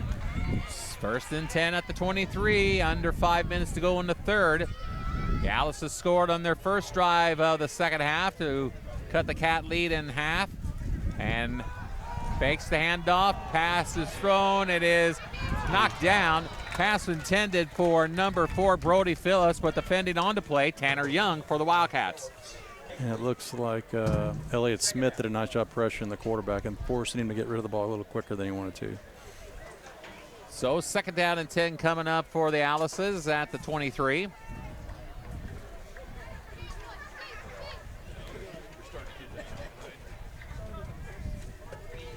And 4:44 to go in the third. He hands off to McCormick, right side. Mack breaks a tackle, breaks another one. Boy, I'm impressed. Yeah, exactly. but I was always, I remember learning the fact that you tackle low, you hit low. But he went to arm tackling there. But he's a lot of man to bring down. And as we said, we don't have his vital statistics on the roster. But what would you guess? I mean, 220, wouldn't you think? I mean, it's just hard to know. Absolutely. He's over 200 for sure. He's gassed though. I mean, he will take the carry. He'll spin off another tackle before he is brought down for yardage enough to result in a first down. He's a little slower to get up each time, and first down yardage for the Alices. So that kind of, in some ways, what he is doing will wear himself down. Nobody can maintain that. I think they're actually going to give him a breather here. So, checking off the field actually is Moises Merrickland, who's one of the. He's out there now, and they got number 22, Carson Sanders, but the quarterback keeps the football, and Hartley, the freshman, scores from 7 yards out to make it a 1-touchdown game, perhaps. So the Alice's score on the second straight possession of the second half. It's 28-20 with 3:52 to go in the third. So, well, we're Jasper fans, and we don't want to say it. Yeah, exactly. But you have to give Vincennes a lot of credit. The way they played, the way they've approached this second half. They were down 28-7, and they could have put their tail between their legs and given up, but they have taken charge of this game. Well, there's so much pride on the line with this ball game, as we all know, as that extra point kick is good by Jude Clark to make the score. Jasper 28 now, Vincennes Lincoln 21, 3:52 to go in the third. We'll touch more about that after we return from the break right here on 18 WJTS. Get a GM certified pre-owned vehicle now at Goebel Chevy Cadillac in Jasper. We've got a great selection of certified vehicles on the lot and ready for you to drive home today. Each comes with a 172-point inspection and a 100,000-mile limited powertrain warranty. With a GM certified, you're not just buying a used car, you're buying peace of mind. And remember, at Goebel's, you never pay dealer fees. Goebel Chevy Cadillac in Jasper, where customers send their friends for pre-owned vehicles since 1929. Field at Vincennes Lincoln. Carey Schneider, John Goebel, and Jeremy Marcos. John, the Alice's managed to put 2 quick scores here on the board here in the third quarter on the first 2 possessions. Right now, all the momentum is on their side.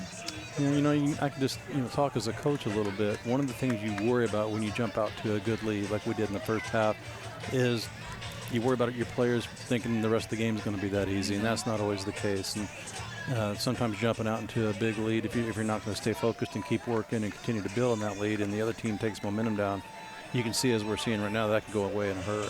We're going to have to refine that focus that got us that 28-7 lead. All right, well, the Wildcats, as John said, is time to answer and kind of regain that momentum they had that kind of steal the thunder away from the Alice's. So obviously a huge possession coming up here as a kickoff by Clark. Again, taken by an up man, and that is Holsworth. Beckett will carry it to the far sideline before he is brought down. Number 5 for the Alice's, Ethan Shoulders, another freshman, making a tackle on the play. And so nice return by Holsworth, John, to give the Cats some excellent field position on this possession. Yeah, really. He's the kid's got good wheels, and giving him the ball right there is always going to be good for us. And this is a good place to start. And, going back to what we talked about earlier, too, one of our advantages in the first half is we weren't turning the ball over. Obviously, the last possession, we turned the ball over, and we have to eliminate that. So, 1st and 10, Jasper from their own 42. Mainers keeps it. Jalen across the 50. Jalen on his feet. He's down the sideline. He goes.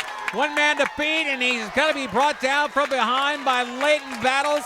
A huge run by the Wildcats quarterback to get the ball near the goal line. Great read by Jalen. He had that option read. He could have handed it, but he kept it, and he found that seam. One got to beat at the end, but I was looking back for a flag. Didn't see any. That was good. We're keeping our fingers crossed. I'll be honest with you, so was I. But it's going to be 1st and goal at the 5 now. On the big run by Mainers. So, well, putting the ball in the end zone is big here and take some of the wind out of their sails. Absolutely. So 1st and goal at the 5. Carey is by Smith. And Smith, see if he picked up. Let's see where they actually going to probably pretty much call it no gain, as they're going to mark it back at the 5 again. 2nd down and goal. Yeah, he didn't have much room to go there. They're going to leave Elliott on the field. Mm-hmm. Joe Heigelbeck is going to check in as a tight end now on the left side. And Levin splits far on the to the left, to far. Holsworth to the near. Mainers fake standoff. Rolls again out. Looks. Keeps it. And he's going to be into the end zone for the touchdown score. We were waiting for the indication. So Jalen Mainers with 2 big runs on that drive. Of course, the one to set him up at the 1st and goal at the 5. And then he finishes the job with a 5-yard run to put a score on the board. But they do indicate scoreboard. They didn't put it on this actually on the scoreboard yet. Now they do, 34-21. Well, last week Jalen threw 4 interceptions, and I think obviously he's learned from that, because he could have tried to force a pass there to squeeze that ball in, but he saw nothing was there. He kept it himself, and he got us the touchdown. He showed some maturity there, not forcing something that wasn't there. Extra point kick is good by Truelove. And the Wildcats get one of those scores back, John, 35-21 with 2:33 to go in the third quarter. We'll be back after this on 18 WJTS. We build Indiana. The Laborers International Union of North America builds and maintains roads, bridges, and other essential infrastructure that make us the crossroads of America. So thanks to LIUNA members' work, Hoosiers have a better quality of life, like access to utilities, easier routes to jobs, schools, or medical care. We build Indiana for good jobs and stronger communities. The Laborers International Union of North America. We are LIUNA. Well, John, the Wildcats got what they really needed, a big answer, and they did it in a big way with Jalen Mainers leading the way. Well, the only possession tonight that we didn't score on was our turnover there earlier in this quarter. So as long as we take care of the ball, we'll continue to score points. if we don't turn the ball over, and that's a good thing. As well as tighten up defensively on the run. So, and I think it's deflating to Vincennes because they had to work so hard to score those 2 touchdowns to start this half. It didn't come to them quite as easy as that last touchdown just did for us, and so that has to be disheartening to them. So Neely's kickoff is away, and it will be brought forward. And nice tackle on the play by number 2, Jude Peter, for the Wildcats. Nice open field tackle on special teams for the Cats. You know, Jude Peter's another one of those guys. You see him in the hallway at school, and he doesn't just cry out football player with his build, but he plays bigger than he is. He makes a lot of big hits. He's one of our best defensive players, and you hear his name his number called out quite a bit, and there's a reason. He's a tough kid. So that will see. They'll put it down. It's going to be at the 25-yard line on the return by Trenton Gilbert. And so now it's up to the Jasper defense to try to get that football back to hold this Alice offense, which has been playing obviously very well here in the second half, thanks to that man right there, Mac McCormick. And McCormick drags about 2 or 3 guys with him, but there was a nice pop by the Cats. It looks like on the bottom of the pile, number 21, Ryan Kelly, perhaps? Sure, exactly. I thought I saw 21, but might be wrong. I think it was 11 probably. It was probably Alec Ware. Okay, my apologies. So it will result in a gain of 5 regardless. Second down and 5 at the 30, under 2 minutes to go in the third. Pass is complete to number 4, Brody Phillips, with Dylan Robling coming up with the tackle for the Wildcats. And it's going to be no gain. It'll bring up 3rd down and 5 now. And that's the predicament Vincennes is in here too. I think, as we've already talked about too, they could probably give the ball to McCormick every play and get 3 or 4 yards every play, but it's going to take them 6 or 7 minutes to score, and it's going to be at a detriment to that kid because he's not going to be able to play next week. He'll be because he's probably already carried the ball 10 times this half. Pass is knocked out, incomplete. Good play. Looks like 19. Was that Tanner Young? Was that Tanner Young? Okay, I was sure. Okay, but the pass was intended for Brody Phillips, and that's going to bring up 4th down for the Alices. And Tanner Young in there as a sophomore. Nice to see. And Brody Phillips is out to punt for the Alices with Butel, one man back for the Wildcats. So I was waiting. I wanted to wait and see exactly if they would go in that formation. And there is a nice high punt by Phillips. And he had to drop the ball, picked it up at the 30. He brings it forward. Get down, man. To about the 49-yard line. So a nice recovery, a nice return by Butel.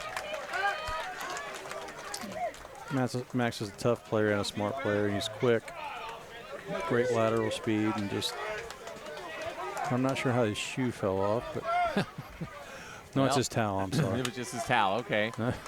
That happens in basketball. No, I've never figured it out. All right, so nice return by Max Butel, right at the 50 actually. So right at midfield at the 50, and it's going to be 1st and 10 for the Wildcats.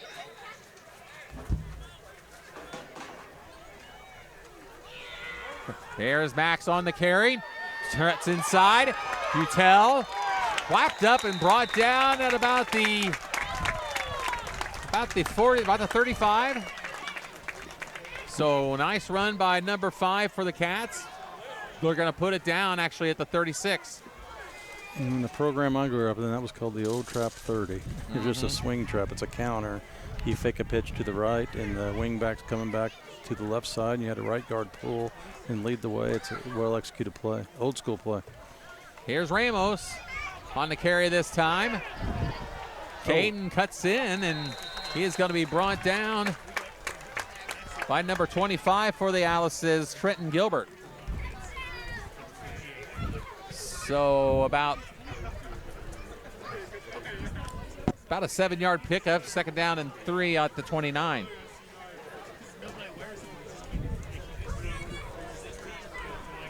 So 2nd down and 3 at the 29-yard line, and clock is winding down. About 38 seconds to go, 12 to go on the play clock.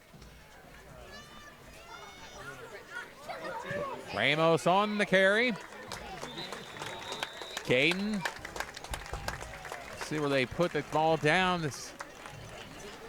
He should be a first. It will be enough for a first down. And that will bring us to the end of the 3rd quarter of play. So 35 for Wildcats, 21 for the Alices. 4th quarter coming up right after this on 18 WJTS.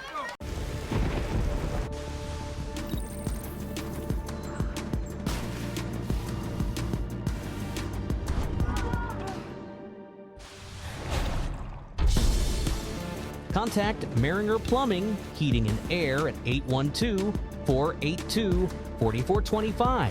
That's 812-482-4425. Located at 723 3rd Avenue in Jasper. It's hard to stop a train. Back at Inman Field for the 4th and final period of play, perhaps, as the Wildcats will have it 1st and 10 at the Alice's 25-yard line. Jasper with a 35-21 lead, John, and momentum looking like, of course, starting to shift back to the Wildcats, especially to cap off this drive. Yeah, and once again, give credit to Vincennes. They owned a great deal of that 3rd quarter, but with their attitude and their work ethic when they came out after halftime, they came out playing inspired football. But then give credit to Jasper. It took us a little bit to get going, but we've responded nicely. We just scored, and we're in the process of moving down the score again. So again, on 1st down now, the handoff goes to Elliott Smith, and Smith will take it for about a 10-yard gain, perhaps close to a 1st down. I think Elliott got tired of Mac McCormick getting all the attention. He wanted to show that he can do that too. So actually a 9-yard pickup indeed. 2nd down and 1 at the 16. He did a nice job too. It took more than one guy to get him down. He got through that line of scrimmage. 2nd down and 1 at the 16. This time, I believe it was Levin. Oh, no, I'm sorry. It was Smith again. My apologies. Quite a difference in size there between those two as well. Ironically, tackled by Mac McCormick. Yeah, exactly. So McCormick on the doing it on the defensive end right now for the Lincolns. But so it's going to be no gain. I'll bring up 3rd down and 1 now from the 16. Under 11 minutes to play. Pitch goes Levin this time, and Jack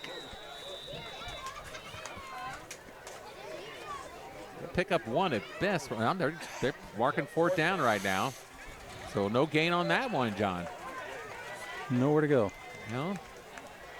Really, the last 3 plays, there was nowhere to go. Just on the first one, Elliott was able to plow through there. Absolutely, and Alice's defense sifting, but it's a 1st down, I believe. I believe so too, as Mainers will keep it, and they will indicate a 1st down. As the official did here, but they still have moved the chains. Now the referee's telling them, move the chains. Where's Craig Grolick when you need him? Yeah. I still got to talk to him about that. Anyway, so 1st and 10 at the 14. New home game catchphrase again. Absolutely. So 1st and 10 at the 14. Handoff to Smith, and Smith powers his way probably inside the well inside the 10. We have to wait till the scoreboard to show us from our vantage point know exactly where the ball is, and it's going to be at the 6, 2nd down and 1. Jasper, right now, take your sweet time between these plays and work that clock. Well, I think that's one of the reasons we've got the ball on the ground.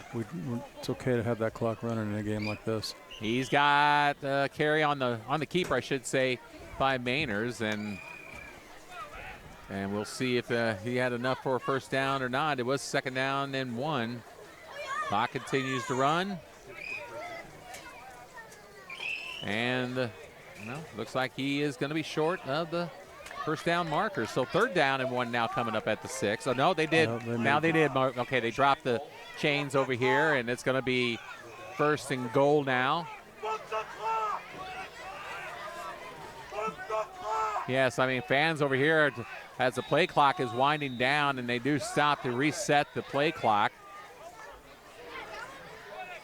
They did not, after that play, they never did reset the play clock in time. We were going to run out of time there, but I think they're correct.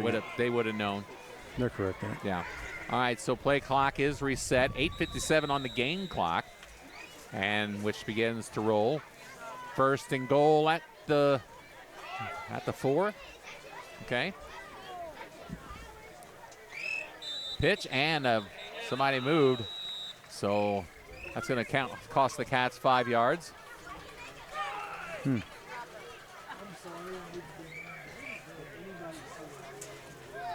So a 5-yard penalty will mark it back to the 9. 1st and goal it remains.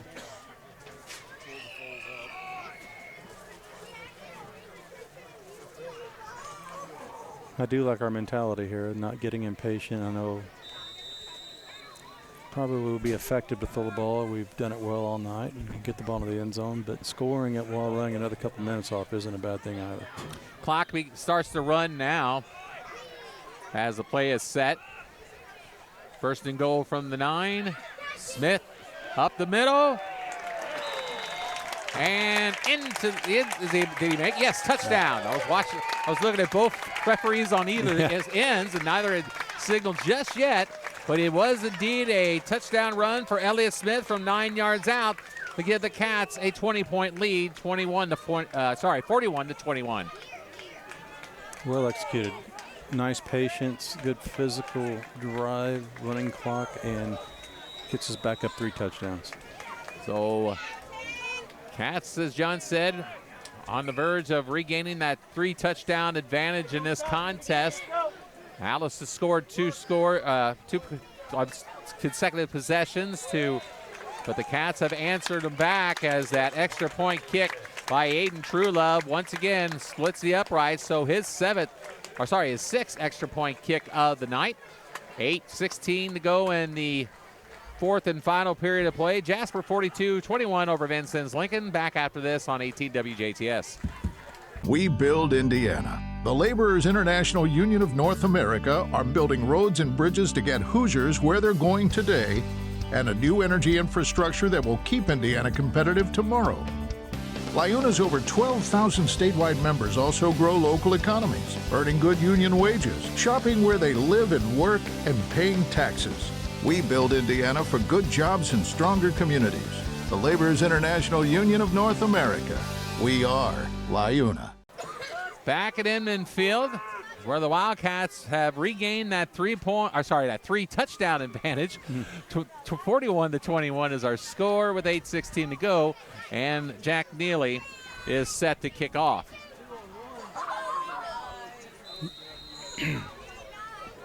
So Neely's kick is a beautiful one, and that is going to go well into the end zone for a touchdown.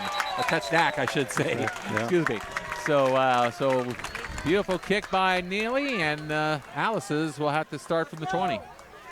Had the wind at his back at that one a little bit, but it's a nice kick. He's got a good leg. It's been a little bit breezy here tonight. Beautiful night for football, of course. And once again, want to thank Chris McAllister, the Vincennes Lincoln Athletic Director, for setting us up once again with a table and a tent. And at least he did that for us a couple of years ago when we were dealing with rain when we played up here. And thank you very much, Chris, and for the accommodations. 42-21 is our score. Alice has had the football. 1st down and 10 as they start a new drive at the 20-yard line. And reverse over on the far side to Battles, and Battles will take it to about the 35-yard line, it looks like, or close to it, maybe the 34. Yeah, well executed. Almost a little bit like the counter that we've run with some success tonight. But I think the important thing now for us is to bend a little bit and not break. It's okay to give up a gain here and there and force them to take 4 or 5 minutes here, even if they do score. It really makes the game unwinnable for them. There is McCormick, I believe. That was McCormick, yes, on the carry. So Mack will pick up maybe about 4, maybe if at least 4, if not 5. Second down coming up now. 2nd and 5. Looks like at about the 39-yard line. Keep making them earn it. Keep making them work for it. No big plays, no breakdowns. Keep that clock running. Those are all important things right now. Pass is complete on the near side here to Brody Phillips. And on the tackle for the Cats is Dylan Roblin. But it'll be enough for a first down for Lincoln. They will get inside the 45-yard line to the 47, 1st and 10. You can almost see that in our defensive backfield mentality right now, that we're giving them a couple yards cushion, just making sure we don't give up a big one. So keep first them in front of you. 1st and 10 at the 47-yard line. Pitch to McCormick, off left tackle, nice. And nice tackle, as you said. See what we got, who we have on the bottom there. Looks like it might have been, and it was Jack Levin. Also on the bottom, getting up is Young, Ethan Young. Clock continues to run with almost 6.5 to go in the ball game. Jasper 42, Lincoln 21. As we've been indicating, as a lot of people know by now, this will be the final ball game between these two rivalry schools as far as football is concerned. Here's a razzle-dazzle in-around play. The pass is going to be caught by McCormick, and a flag goes flying, though, over here. That's going to be on us, I believe. We'll see. It might, yeah, you're right. That might be roughing the quarterback. We'll see how that turns out. The pass was complete to McCormick. He takes it. We'll see. Well, we'll just go ahead and see what the penalty's all about first and foremost. And like I said, is most likely. It was like a double reverse flea flicker. Exactly. And almost a screen pass to McCormick on the right side here, but I believe we did hit the quarterback late. I'm not sure who they called it on. We had a couple defenders there. So, referee coming down to discuss it with his colleagues. I think is there an injury over here on the? We've got a Vincennes guy on the field over here. Well, McCormick is. I was going to say, was McCormick there? He goes. He's walking over back to the huddle. I looked for him first, but yeah, he was the one with the ball. I'm not sure who's down. He made the reception. Yeah, exactly. But it looks like we do have a player shaken up on the field right now, as you see the officials along with Jasper, some of Jasper staff, Coach Hart right there in the middle, and Lincoln trainers and whatnot. So, regardless, that didn't work out well for us. They had a big gain and a penalty on us, I believe. Still waiting to see what the official call is here. He's pointing at Jasper, and it probably will, as you said, John, probably a personal foul, roughing the passer. I'm not sure what else it could have been back there. Well, game awaits, as we did have the timeout, I guess, with the injury. And I tell you what, we'll just go ahead and keep it here for now. So we're about, hopefully this timeout should be wrapping up soon. But I was going to give me a moment here. As we all know, of course, John, this is at least going to wrap up the long-time rivalry between these schools, at least from a football standpoint. Most likely we continue some of the play, as you've already told me, basketball will continue to play Dallas's, and baseball most likely too. But it does close the chapter and one of the more heated rivalries in almost, if not all, of the state of Indiana high school. Yeah, I think one of the reasons the rivalry is so strong is because, and people maybe don't want to admit this, but the communities are very similar. They're both a lot of history, a lot of tradition, very historic towns with good, hardworking, decent people who have built schools and put a lot of resources into their young people. And I think that's where the rivalry comes in. It's just two stubborn old communities going at each other. Absolutely. I think we're a lot more similar than we are different. Pride is definitely there. And on the carry is Matt McCormick, and the initial pop by Alec Ware there, John. See where how much that about 5 there. Maybe it's actually 4. going to be second down and 6. Anyway, yes, I mean, there is a lot. I mean, pride is the big thing, and it's instilled, you know, from generations on and so forth, you know. So I've always thought hate was a strong word. You could really want to beat somebody because, you know, they're your rival, but I just don't think – I think we respect each other more than people give both teams credit for. Pass is thrown downfield on the rollout. It is caught by number 4 for the Alice's, Brody Phillips. Phillips with a beautiful catch and a nice rollout by Landon Hartley. So once again, I know that's not good for us in some sense, but they're not in the end zone left, and that clock is ticking, and we're down to that 5-minute mark. Down to the 12-yard line. That'll be first down and 10. As John indicated, the clock is running. 5:15 to go here in the ball game. Alice's will be heading to the Western Conference with the likes of West Vigo and Sullivan and Northview. So that'd be a nice conference actually for them, especially with Northview. There's obviously been some good competition. Right now, I mean, is there any idea of are they going to replace or anything in our schedule? No. As far as in the SIAC, are we SIAC just going to stick with the 9? Yeah, well, there'll be 9 schools. There's no not that I'm aware of. There is no one joining the SIAC. Okay. All right. Well, let's go ahead and take a break as timeout is called. 4:59 to go in the ball game. 42 to 21, as you see on your screen. Jasper with the lead. Let's take a break, and we'll come back after this on 18 WJTS. This is Tony Ubelard, Toyota in Jasper. Toyota announces a new certified used vehicle program. Now vehicles up to 10 years old with 125,000 miles are silver certified. Cars up to 6 years old with 85,000 miles are gold certified. That means more great certified Toyotas for you to choose from. All with additional factory warranty, 24-hour roadside assistance, and a stringent multi-point quality inspection, like usual. Ask about a gold or silver certified used Toyota from Ubelard Toyota in Jasper today.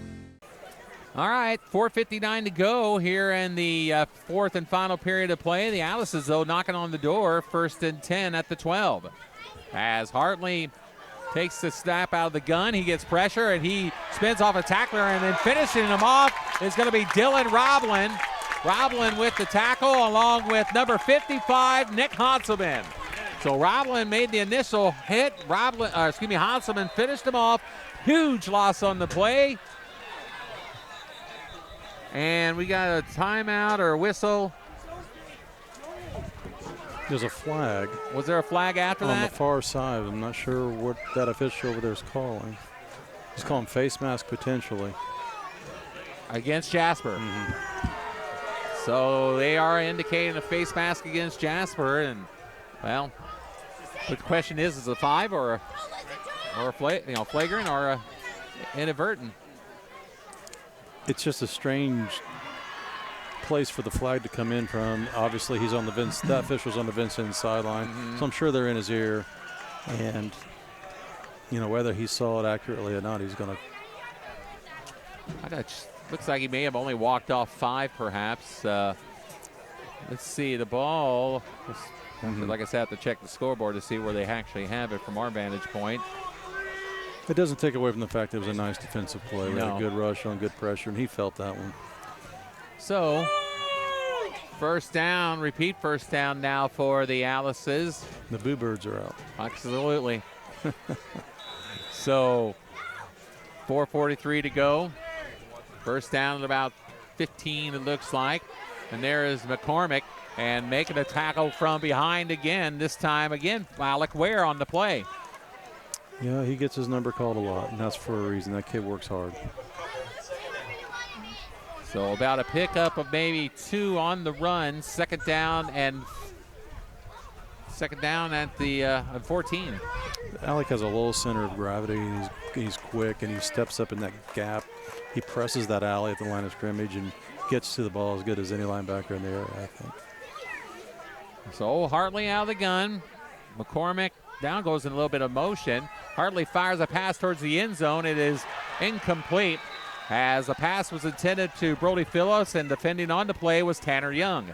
Well defended. So Young got a piece on it, looks like, perhaps. And pass is going to bring incomplete pass is going to bring up second down and about 13. And looks, well, second down and 13 at the 14. Incomplete pass stops the clock with exactly 4 minutes to go. Jasper in the driver's seat, look pretty much now with the clock as their best friend from this point on.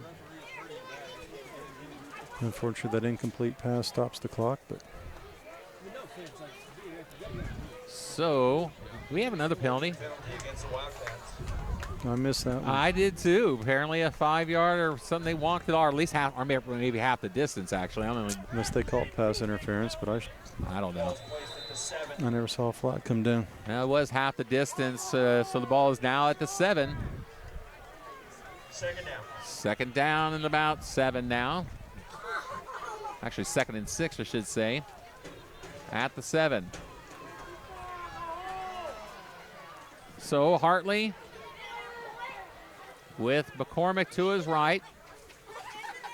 He looks, he gets pressure, he'll dump a pass over to McCormick, and McCormick is brought down by the Wildcats, number 57, Preston Roach. Also coming up on the pile was, looks like Dylan Roblin. And exactly where the ball is going to be spotted, we'll take a look here. It'll be third down, though, John, as the clock continues to run, 3.5 minutes. Third down and 4 at the 5. Clock running is the key. Absolutely. So, third down and 4 at the 5, 3:19. Clock continues to run.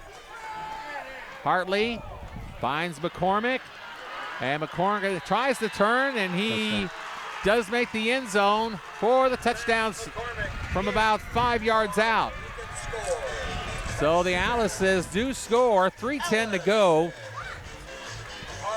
to put them within 2 touchdowns, though. So, well, that I believe that drive took them the better part of 6 minutes. And you know, obviously our hands team right now for our kick return team becomes really important.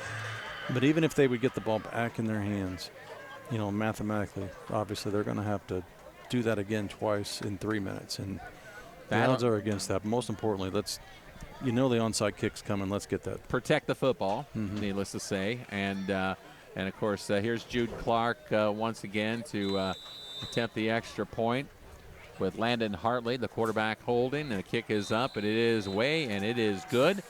42-28 is the score with 3:10 to go in the ball game. Wildcats lead it. We'll be back after this on 18 WJTS.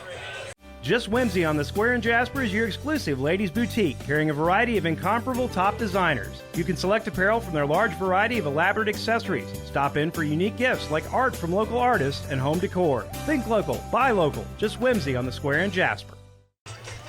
Back at George Inman Field, where the Alice's John picked up a touchdown score to make it a 42-28 ball game, but the clock is on the Wildcats side right now, as we've been saying.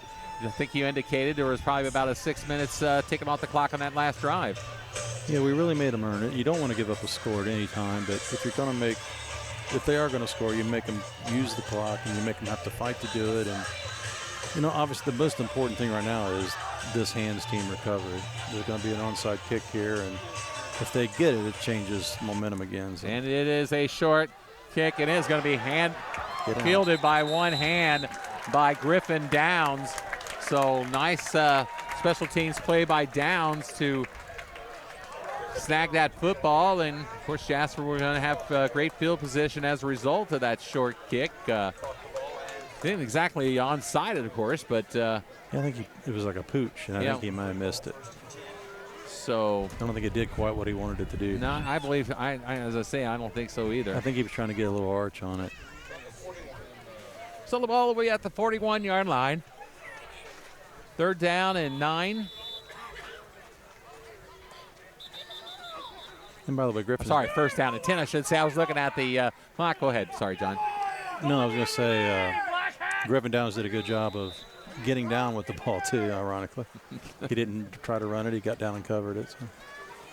So here is a handoff to Ramos. Hayden picks up maybe about 3 perhaps on that run. I'll bring up second down and 7. Short gain on the play. Vincennes, 2 timeouts left, maybe? Yeah, I believe every bit of that, yeah. But doesn't show, we don't have an indication on their scoreboard here, but I believe they do have 2 timeouts left. 2:38, clock continues. Jasper, of course, is going to take their sweet time. Take every bit of that play clock. Right now is down to 15. Now the Cats will move up to the line of scrimmage. Mainers with Ramos behind him.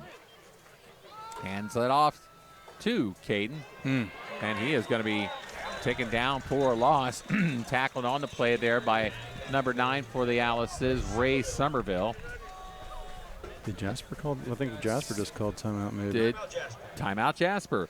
So timeout is called with 2:11 to go, and we'll take a quick break ourselves. Timeout Vincennes. Oh, was it? The PA. Okay, I was listening. The PA guy says Jasper, but well, the officials called it. Correction, timeout Vincennes. All right, now he corrects himself too, but the officials called it the wrong way, and that's why the PA guy was. I thought that was a strange timeout for us. Exactly. So. Well, anyway, 2:11 to go. 42-20 is our score. We'll be back after this on 18 WJTS. Come to the Carpet Warehouse. Quality you can stand on. You know they sell and install carpet, but Carpet Warehouse also specializes in hard surface floors as well. Vinyl, hardwood, laminate, and tile. Come see the many different options and get a free in-home estimate today at Carpet Warehouse, 650 Woodlawn Drive in Jasper. Come to the Carpet Warehouse.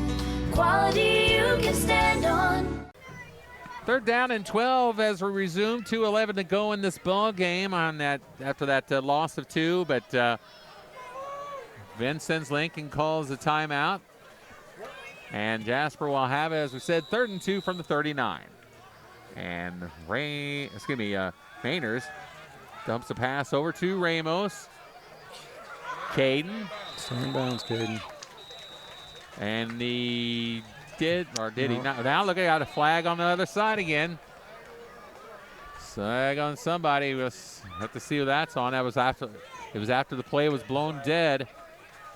And let's find the white hat there, Jeremy, so we can. No, we can't. I see him. He's behind the pole there in your shot. Literally. Oh, there he is.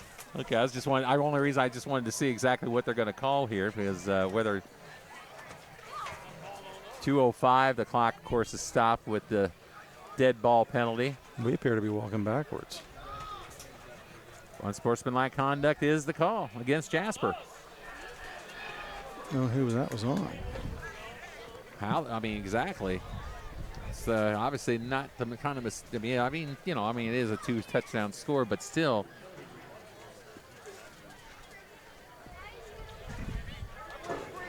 Not the penalties you want to see at this juncture of the ball game, if at all. But and it looks like they're gonna decline. They're our first punt of the game. Exactly, they are going to decline, and that's going to bring up 4th down. The Wildcats, as John said, will be forced to punt for the first time this evening, as Wills will come on to punt. Bryce Wills, who really haven't gotten to call his name much at all this year, but let's see. One man back, of course, for there he is, number 2 for the Alice's, Leighton Battles. So. Well, you never like to see an unsportsmanlike conduct for your team. And you don't know what happened. There could be a different side of the story, but it's unnecessary, especially in this situation. Beautiful punt by Wills, and it will take a bounce. Battles will pick it up and return it, and he is going to be brought down. And a nice open field tackle by number 12 for the Wildcats. Of course, that is Dylan Roblin. So Roblin with a nice special teams tackle, and the Alice's will have it at the 32-yard line. 1:57 to go. Okay, can't give up a big play. That's the key right now. Keep them in front of you, make them earn it. Same as last time. So, under 2 minutes to go. Jasper leads at 42-28. 1st and 10 out from the 32. And Hartley with McCormick to his left.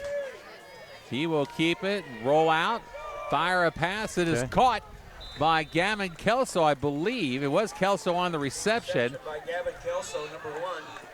Okay, good. I was trying to see who made that tackle, but I missed it. It'll result in about a gain of 4, perhaps. It should bring up second down at about 6, and it will. 2nd and 6 at the 36. Kept him in bounds, which was good. 1:30 to go. McCormick, and he is going to be ankle tackled initially by the Wildcats. Number 55, Nick Hanselman. 3rd down coming up. Or no, actually he did have enough for a 1st down. Yeah, they're moving the chains. Now they got the clock going again. Clock is running, 1:24. Pass on this side is complete. Keep him in. And Brody Phillips on the reception, but he'll have enough for a 1st down. But like John said, he did keep him in bounds. And once the chains are set, that clock will start again. Right now at 1:16.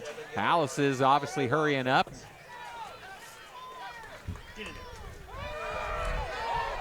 Pass is caught on the far side by Kelso. Kelso will run out of bounds. 1st down yardage, Alice's as they are on the move. Alice is on the move. So I was just waiting to say, okay, it looks like we're at the, are we at about the 35? Okay. So 1st and 10 for the Alice's at the 35-yard line.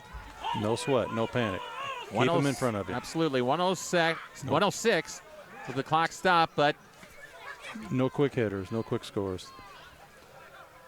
Hartley drops, fires.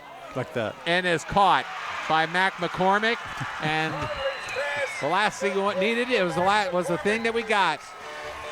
So a 35-yard touchdown pass play from Hartley to McCormick. And it's 42 to 34. So the Alice's make it in the ball game. Alice looked great on that. So obviously we know what we're going to see after this extra point kick when we do have a kickoff. And well, the only thing you can't have happen there is a big score. Blocked. There's a big play right there. Yes, as coming through to make the block for the Wildcats was number 24, Ethan Young. So with 1 minute to go in the ball game, Wildcats hold on to an 8-point lead. 42 to 34 is our score. How big was that block there, John? Well, it doesn't put them out of reach, but it makes it a lot more difficult for them. They'd have to score and go for 2. Absolutely.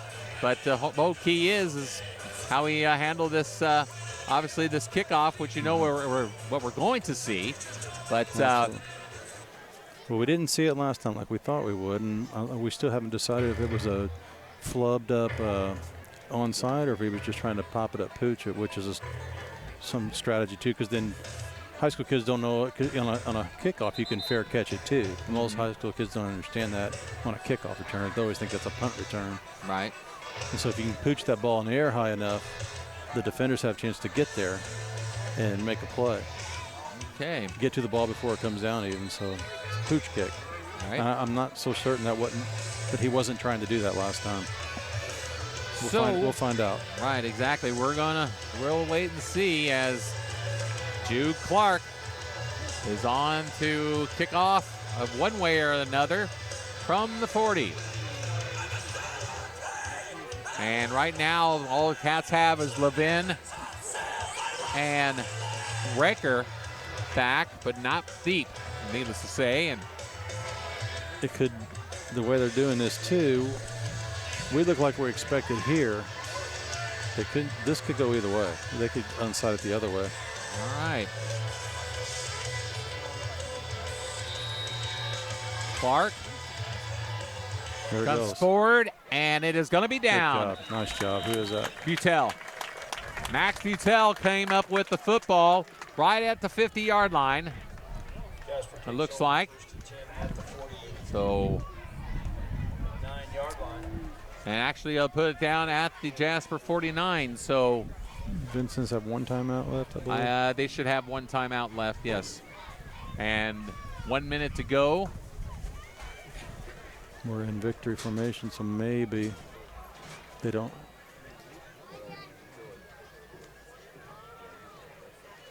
Because even if they use it, they don't have enough time to get the ball back. Absolutely. So this game is pretty much official. It is. It is. So as John said, Wildcats will go in victory formation, and they will take a knee, and the clock will wind down. They'll have time for one more after that, and Jasper is going to come away with an 8.42-34 victory here at Inman Field to wrap up the regular season at 7-2.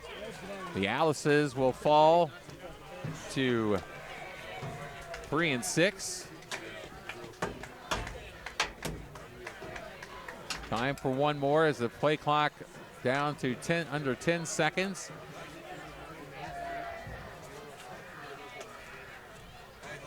And that will do it. So the Jasper Wildcats will wrap up the 2025 regular season with a 42-34 victory over the Lincoln Alice's of Old Vincennes. So, John, just a quick little recap of this ball game. Your thoughts? Obviously, a good way for the Cats to bounce back after that disappointing loss last week against North. You know, it is a good win. We've talked about it the whole game. Vincennes is a physical team. They're a good team. They're on their home field. They've had a tough season, but they played inspired football all the time tonight. And to come here on the road at Vincennes to come out with a win, especially after how badly things went last week, is a nice credit to this team. And when we punted the ball one time late in the game, and so I think the most positive thing I saw tonight is we scored a lot of points. And there's only two possessions we didn't score on. We had one turnover and one punt. And if you're going to score on 90% of your possessions, you're going to win most games. So the Wildcats, John, obviously said it is a good way to bounce back as the another couple of reasons. Again, we talked about it, and I'll say one more time, it closes out, a very big rivalry for these two, at least from a football standpoint right now, as Vincennes Lincoln is leaving the Southern Indiana Athletic Conference after this year altogether. And so next year, I believe the Wildcats have picked up Columbus North, I believe, is going to be the sounds right. Yeah. Okay. So at least for the next couple of years. Anyway, but more importantly right now, that's one thing. But next week is where it all starts over again with a first-round sectional opponent at Boonville to take on the Pioneers. Yeah, and we're going to be in a familiar situation going down to Boonville. We're going to probably be the favorite. We're probably going to be feeling pretty confident and pretty good about ourselves, but I also hope that we're not overlooking anybody, because in high school sports anything can happen, and Boonville is certainly no pushover, and going to their field certainly won't make it any easier. And if we're going to go down there and turn the ball over and get beat, get burned on quick hitters for easy scores, and if we don't show up to hit and block and tackle and do the fundamentals and play with some heart and energy, it could be a tough night for us. And so we want to take care of business. The last thing you want to do is start looking for that sectional championship game, because you're not going to get there if you do that. Absolutely. And we have to it's going to be a tough job at Boonville. All right, well, like John's basically saying, first things first. It starts all with Boonville next week, as the Wildcats will be at Pioneer Field or Bennett Field, I believe actually is what it's called, at Boonville. They take on the Pioneers. That game will kick off at 7:30 DuBois County time next week. Unfortunately, that's the game we will be doing, because this wraps it up, our broadcast coverage of Jasper football here in 2025. As, of course, we will not be bringing the IHSA playoffs to you. But it has been a fun year. Goes fast, doesn't it, Jeremy? As it always does. Football and basketball, they all go fast no matter what. But it has been a pleasure bringing you these games on Saturday mornings and Sunday evenings here on 18 WJTS. I want to take a moment again to thank, of course, my brother Craig, who's worked with me this year once again. We had a lot of fun working with my big brother and doing these games when he feels like showing up. Just kidding. But of course, but obviously, Craig's great and enjoy to work with. Jeremy is awesome, of course, too. He gets us all set as far as our cameraman, engineer, and whatnot. And I want to take also an opportunity to thank Coach John Goebel in last second to join us this evening. John, it was fun having you with us. Thank you very much for letting me yank you off the sidelines there from your buddies. I'll let you go right now to go ahead and catch up with Phil and Jason and whatnot. Once again, the final score, Jasper 42, Vincennes Lincoln 34. We'll be back in November to bring you John's Jasper Wildcats basketball team with Craig and I and Jason Stum. So until then, Carey Schneider from Inman Field. So long, everybody. The preceding was a special presentation by 18 WJTS TV. High school football on WJTS is proudly brought to you by Southern Indiana Propane, Liuna Indiana Laborers District Council, Goebel & Son Chevy Cadillac Toyota, DuBois County Tire, Carpet Warehouse, Maringer Plumbing, Heating and Air Conditioning, Just Whimsy, and 18 WJTS, a DC broadcasting company. Thank you for watching.